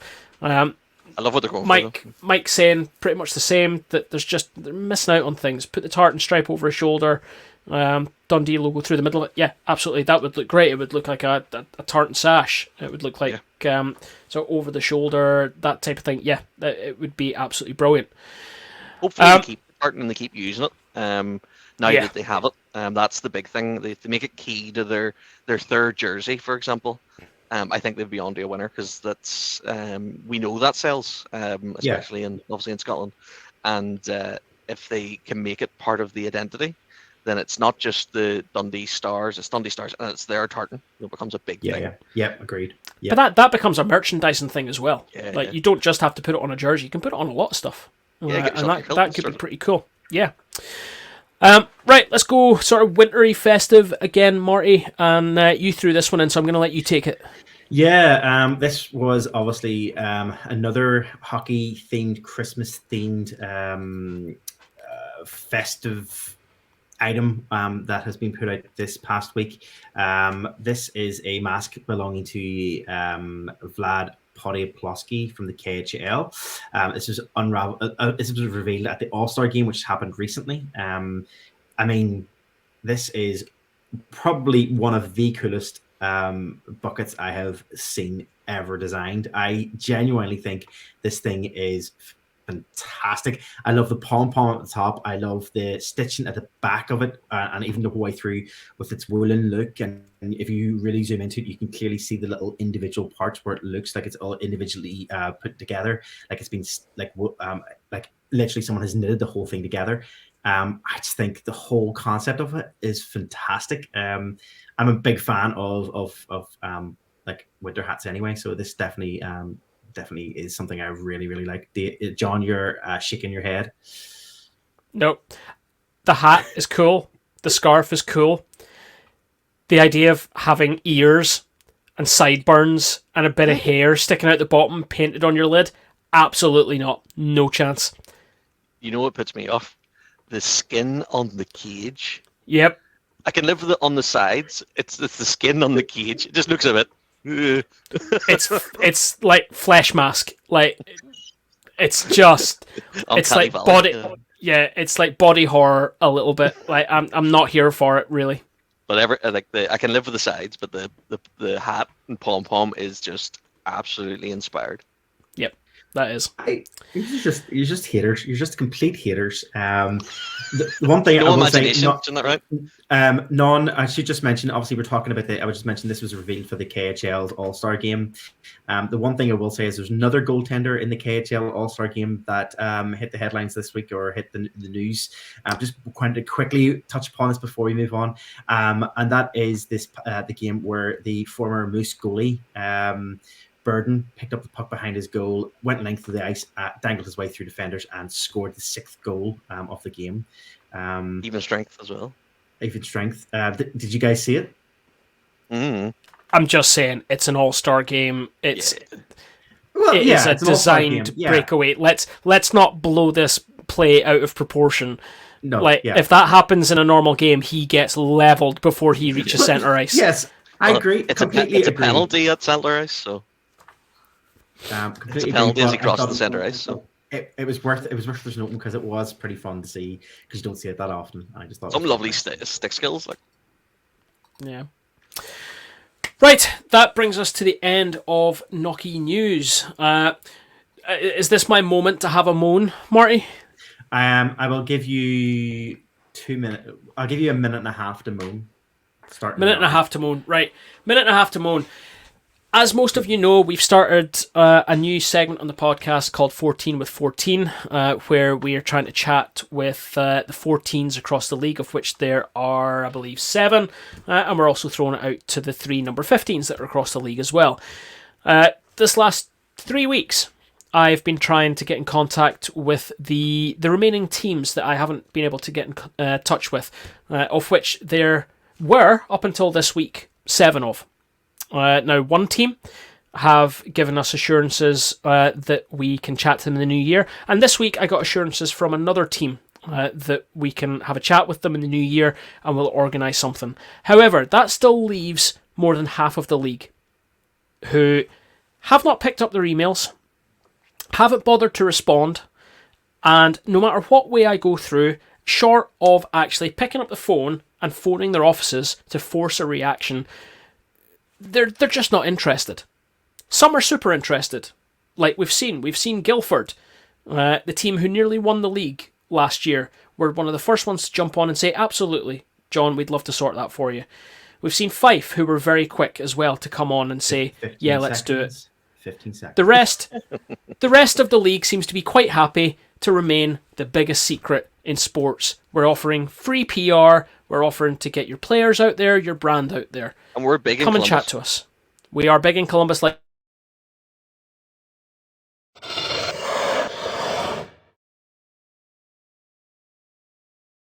you. Fantastic. Thank you very much, John. I was expecting that to say, shut up, John. I didn't have that ready. I should have. Next time I will. We have one last part of our episode before we sign off for this week, and it is our overtime segment. We have technically 2 pieces, so we will run through both because I think it's worth it. I don't mind that we're running over a bit this week. It's okay. The first one is coming back to the reffing in the Elite Ice Hockey League. We did have a question from who's becoming one of our biggest followers, who's always usually on. I don't know if he's on tonight or not. But Fuzzy number 1, our friend of ours, Fuzz, he has sent our second most loyalist fan. Yeah, our second most loyalist fan. Another week, another coach. I'm going to change the word that he put in. He said a certain word, but I'm going to change it to annoyed at the standard of reffing in the league. Is this the worst standard we're seeing, from wrong calls to missed calls?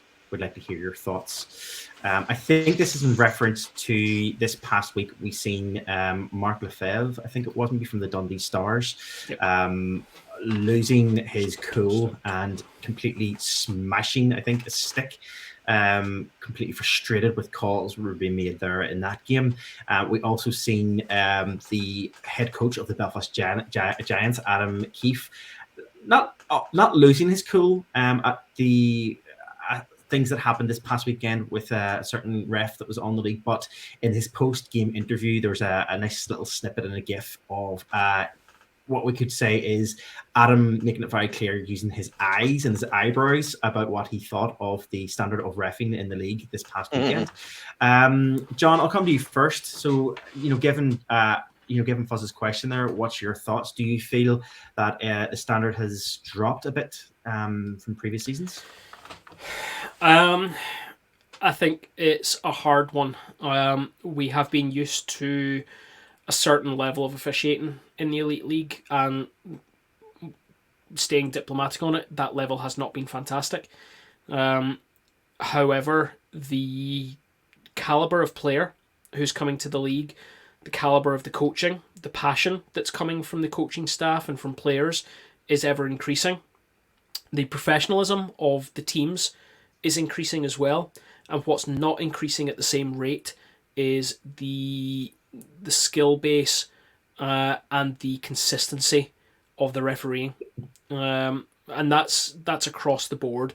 You could single out one or two, as the likes of Scott Conway have.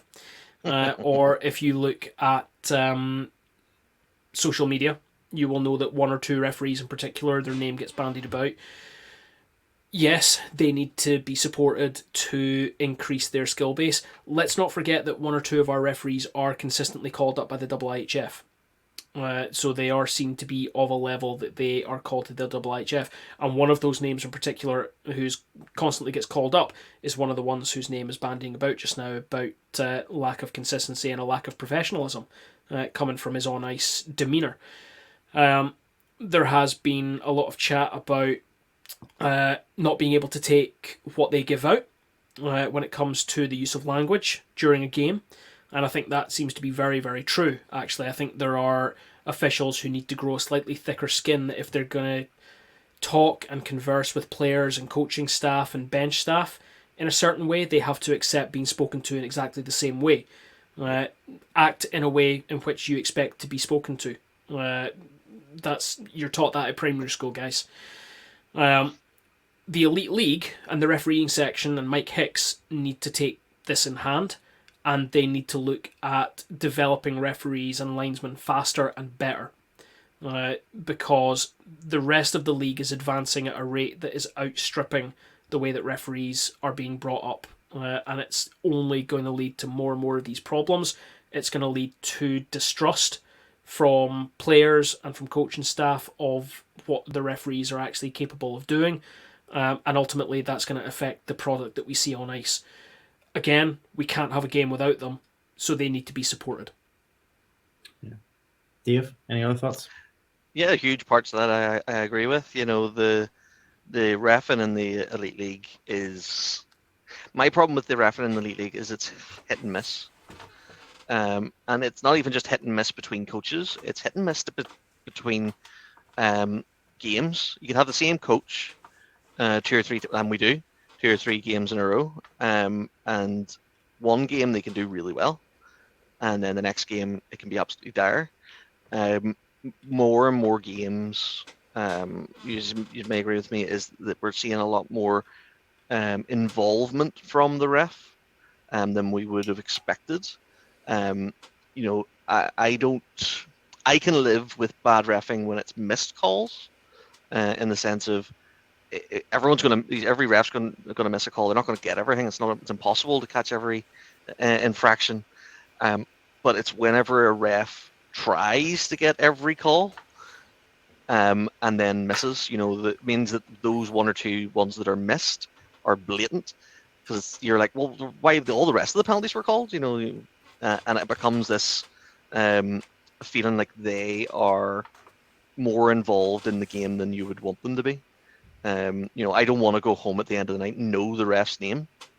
And it's far too often that I'm coming at the end of a match and I know who the ref was, to the point where I know who the ref is now going into a match.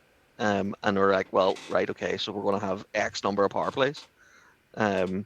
Like going back to the good old days when we used to see somebody give out the slashing every other period. It almost became a meme. But 100%, the work needs to be put in by the league.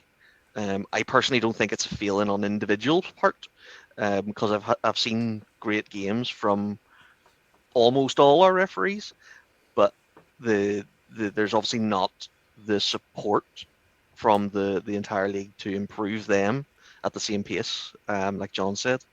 And it means that there's going to be games where they're out of step. This is probably the best way to put it. So it's a terrible job to do. I don't know if I could do it. Obviously, fitness, I definitely couldn't do it. But psychologically as well, it's a lot to take on. And if they're not being supported by the league for improvement, I'm sure they're not having a great time at some of these matches. What's your thoughts, Marty? Yeah, I mean, you guys have put it really well. I think I can't really add anything else to what you guys have kind of already said. I would agree that there's a level of involvement that the refs seem to be getting. The refs seem to be getting involved with a lot more at the moment. And as you said, Dave, you worded it really well. There's a point where you're kind of thinking to yourself, why am I seeing ref/linesman being involved so often in this game? Like, why is my attention being drawn to them more than some parts, and why is it, there's an aspect of that. The one thing I will say is that I don't know if it's been an increase or not, but what I will say, what I feel is that I'm the first one. I'll be the first person in the crowd. Like, I'm not saying I'm an expert. I'm not we put our hands up. We're not experts at all in any way, shape, or form. But I know if there's a call being called, I know when to admit if there's a legitimate penalty call. The one thing I don't like is when and all home fans in every single arena across, you can say you don't, but every home fan in every single arena around this league, they will, as soon as they feel aggrieved by something, and then they start yelling and shouting and saying, "Oh, you whatever it is," complaining about it. I'll probably be the ones sitting there being like, "Nope, that was a fair call," and you've got people around you going, "Oh, it's a slash, it's a slash." Like, nope, definitely not. Nope. We've been in that position an awful lot recently. The RE section has went from being relatively quiet to extremely busy, and we're not behind the doors on our opinion, whether it be good or bad for the Giants, and we have had a lot of counter comments sent towards our way when we go, "What are you talking about? That was fine, Fine, yeah." Like if it was a questionable hit, you'd be like, "Nope, that was clean. That was a proper clean hit, and there's no reason for that to be called." I don't know why. I don't mind the shouting. I don't mind the shouting about it, because that's it's passion. But when it's vitriolic at the referees. Like someone gets a clean hit on a Giant. Yeah, if someone gets a clean hit on a Giant, shout about the hit and go, "I wish you hadn't done that. That's awful." Yeah. Not, "Why is that not a call?" Well, it's not a call because it's not a call. It's a clean hit. It's And these are people who continually come to games but don't learn, and it's really annoying. The last thing I'll say on this before I move on to the next question, the one thing I will say is that I think we're all in agreement that it's a tough job. And I would not want to be that. I would not want to be doing the job, and that's the problem. No one really wants to do the job. So we have people in the league who we got refs and linesmen who are willing to do it, but as you guys have already alluded to, there just doesn't seem to be an investment in the development of that, and it doesn't seem to come along at the same speed as the rest of the league in terms of quality and development. So definitely something that needs to be reviewed. Guys, I'm going to move on to the last question before we finish off for this week. And because it is Christmas and because we're signing off for Christmas period, I'm going to ask you both to be quite honest with this next question. So this is a question that came through from my own lovely wife. She asked me this question, and I thought I'd put it to you guys. Coming up to the season of giving and Christmas presents galore, of people giving you Christmas presents. As hockey fans, as we've been hockey fans for a number of years now, at some stage over the course of your whatever length of time you have been hockey fans, I am pretty sure that without a doubt, at least every one of us has been given a hockey-themed gift. By someone, either through work, maybe because someone at work knows you're a hockey fan through maybe a Secret Santa, or from maybe even a family member. And if you don't feel comfortable because it's a family member who bought you something you didn't like, but is there a gift that you've received that you politely took in but have never used and just thought, shit? Honestly, Dave. I've got multiples of the same gift. I wonder if it's the same thing that I got too, but yeah, go ahead. So I think one of you might have bought me one. The wee Frozen game, the Frozen ice hockey game. So I got one of them from, I think, one of the guys on our show, obviously. And I also got one from a family member. So obviously one went unused. So I used one and the other one didn't go used. Other than that, I think a lot of my friends are, or friends and family are maybe reluctant to buy me hockey-related stuff because, you know, as I gesture towards all my jerseys, you know, it can be a bit daunting whenever you're given a fanatic like myself something that they're fanatical about. So I think they've sort of dodged it. My granny got me a great one though. The like a hockey mug, just a cross sticks. I think it's like keep calm and play hockey, you know, which I love. John, you?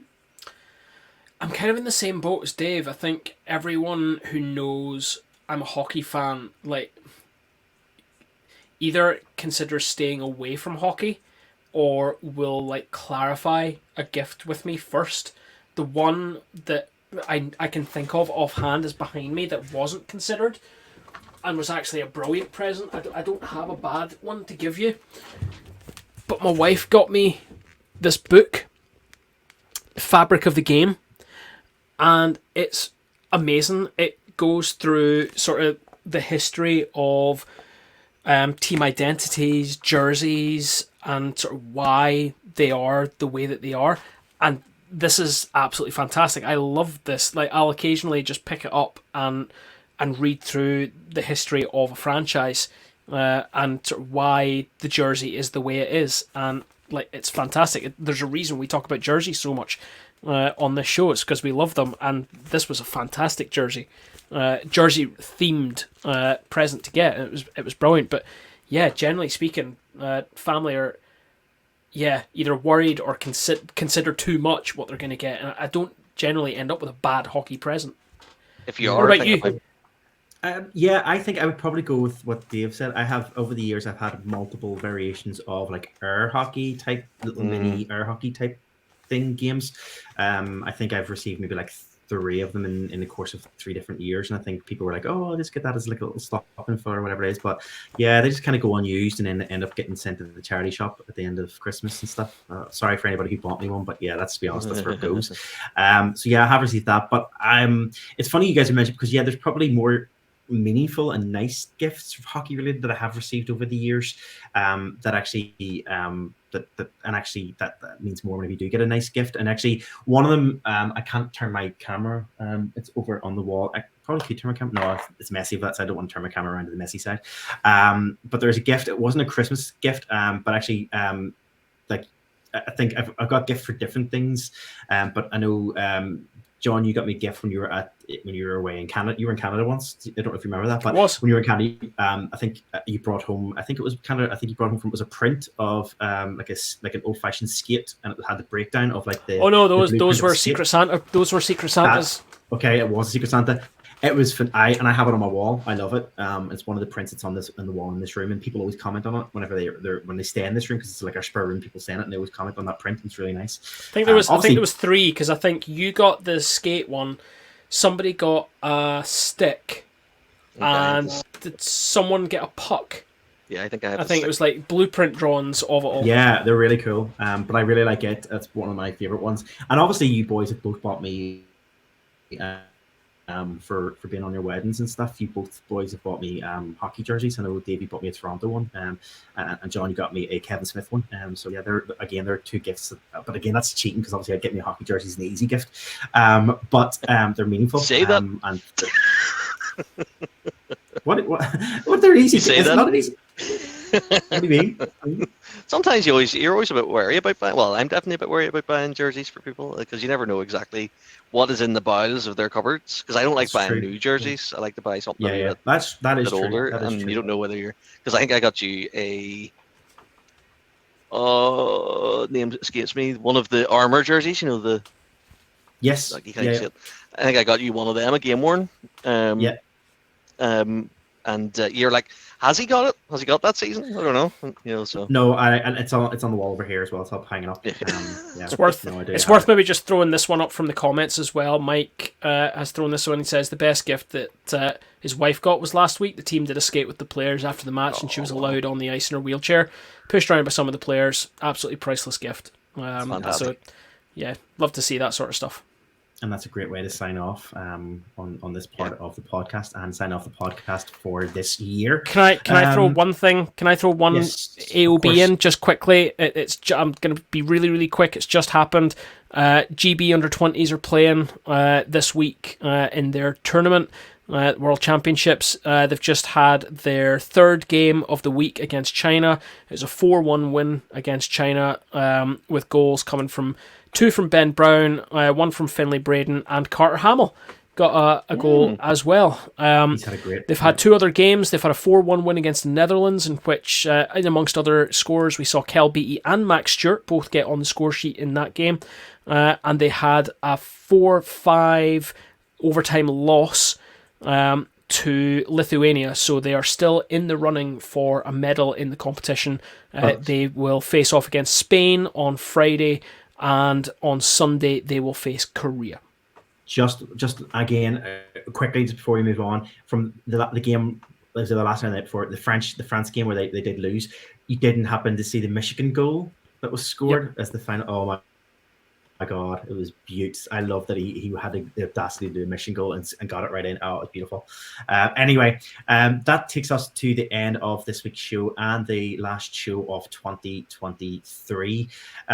We just want to thank everyone who has found us in 2023, who has listened to our podcast, who has probably given us the highest listenership that we have ever had in the whole entire run of our podcast from I think we started in 2016. It's the highest run, highest amount of listens in 1 year. And we just want to thank everyone who has reached out this year, who has listened to us, who has subscribed, everything.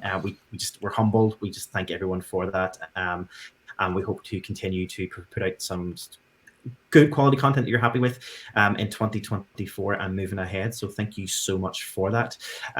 If you do want to listen to any of our previous episodes, you can do so on our website at door14hockey.com. Check out our previous episodes on any podcast provider of choice, whatever that might be for you, or smart speakers. Just ask for the latest edition of the Door 14 Hockey podcast. Leave us a comment, whatever, subscribe, review if you can. We would really greatly appreciate that. You can get involved, send us your stories, send us your thoughts, opinions, questions on our social media channels. We're on all social media, X, Facebook, Instagram, TikTok at Door14 Hockey. And that's really it, I think, for this year. Boys, have a great I know I will see you, Dave, over the festive period. John, I know we'll be chatting, but have a great festive period. Keep safe, and for everybody who's listening as well, please keep safe over the coming festive period and the new year. We hope everyone gets what they want from the big man when he arrives on Christmas Day, New Year's Eve, or Christmas Eve and Christmas Day. So with that, we will sign off for this week. I'm Marty. I'm Dave. I'm John. Merry Christmas. Have a great week.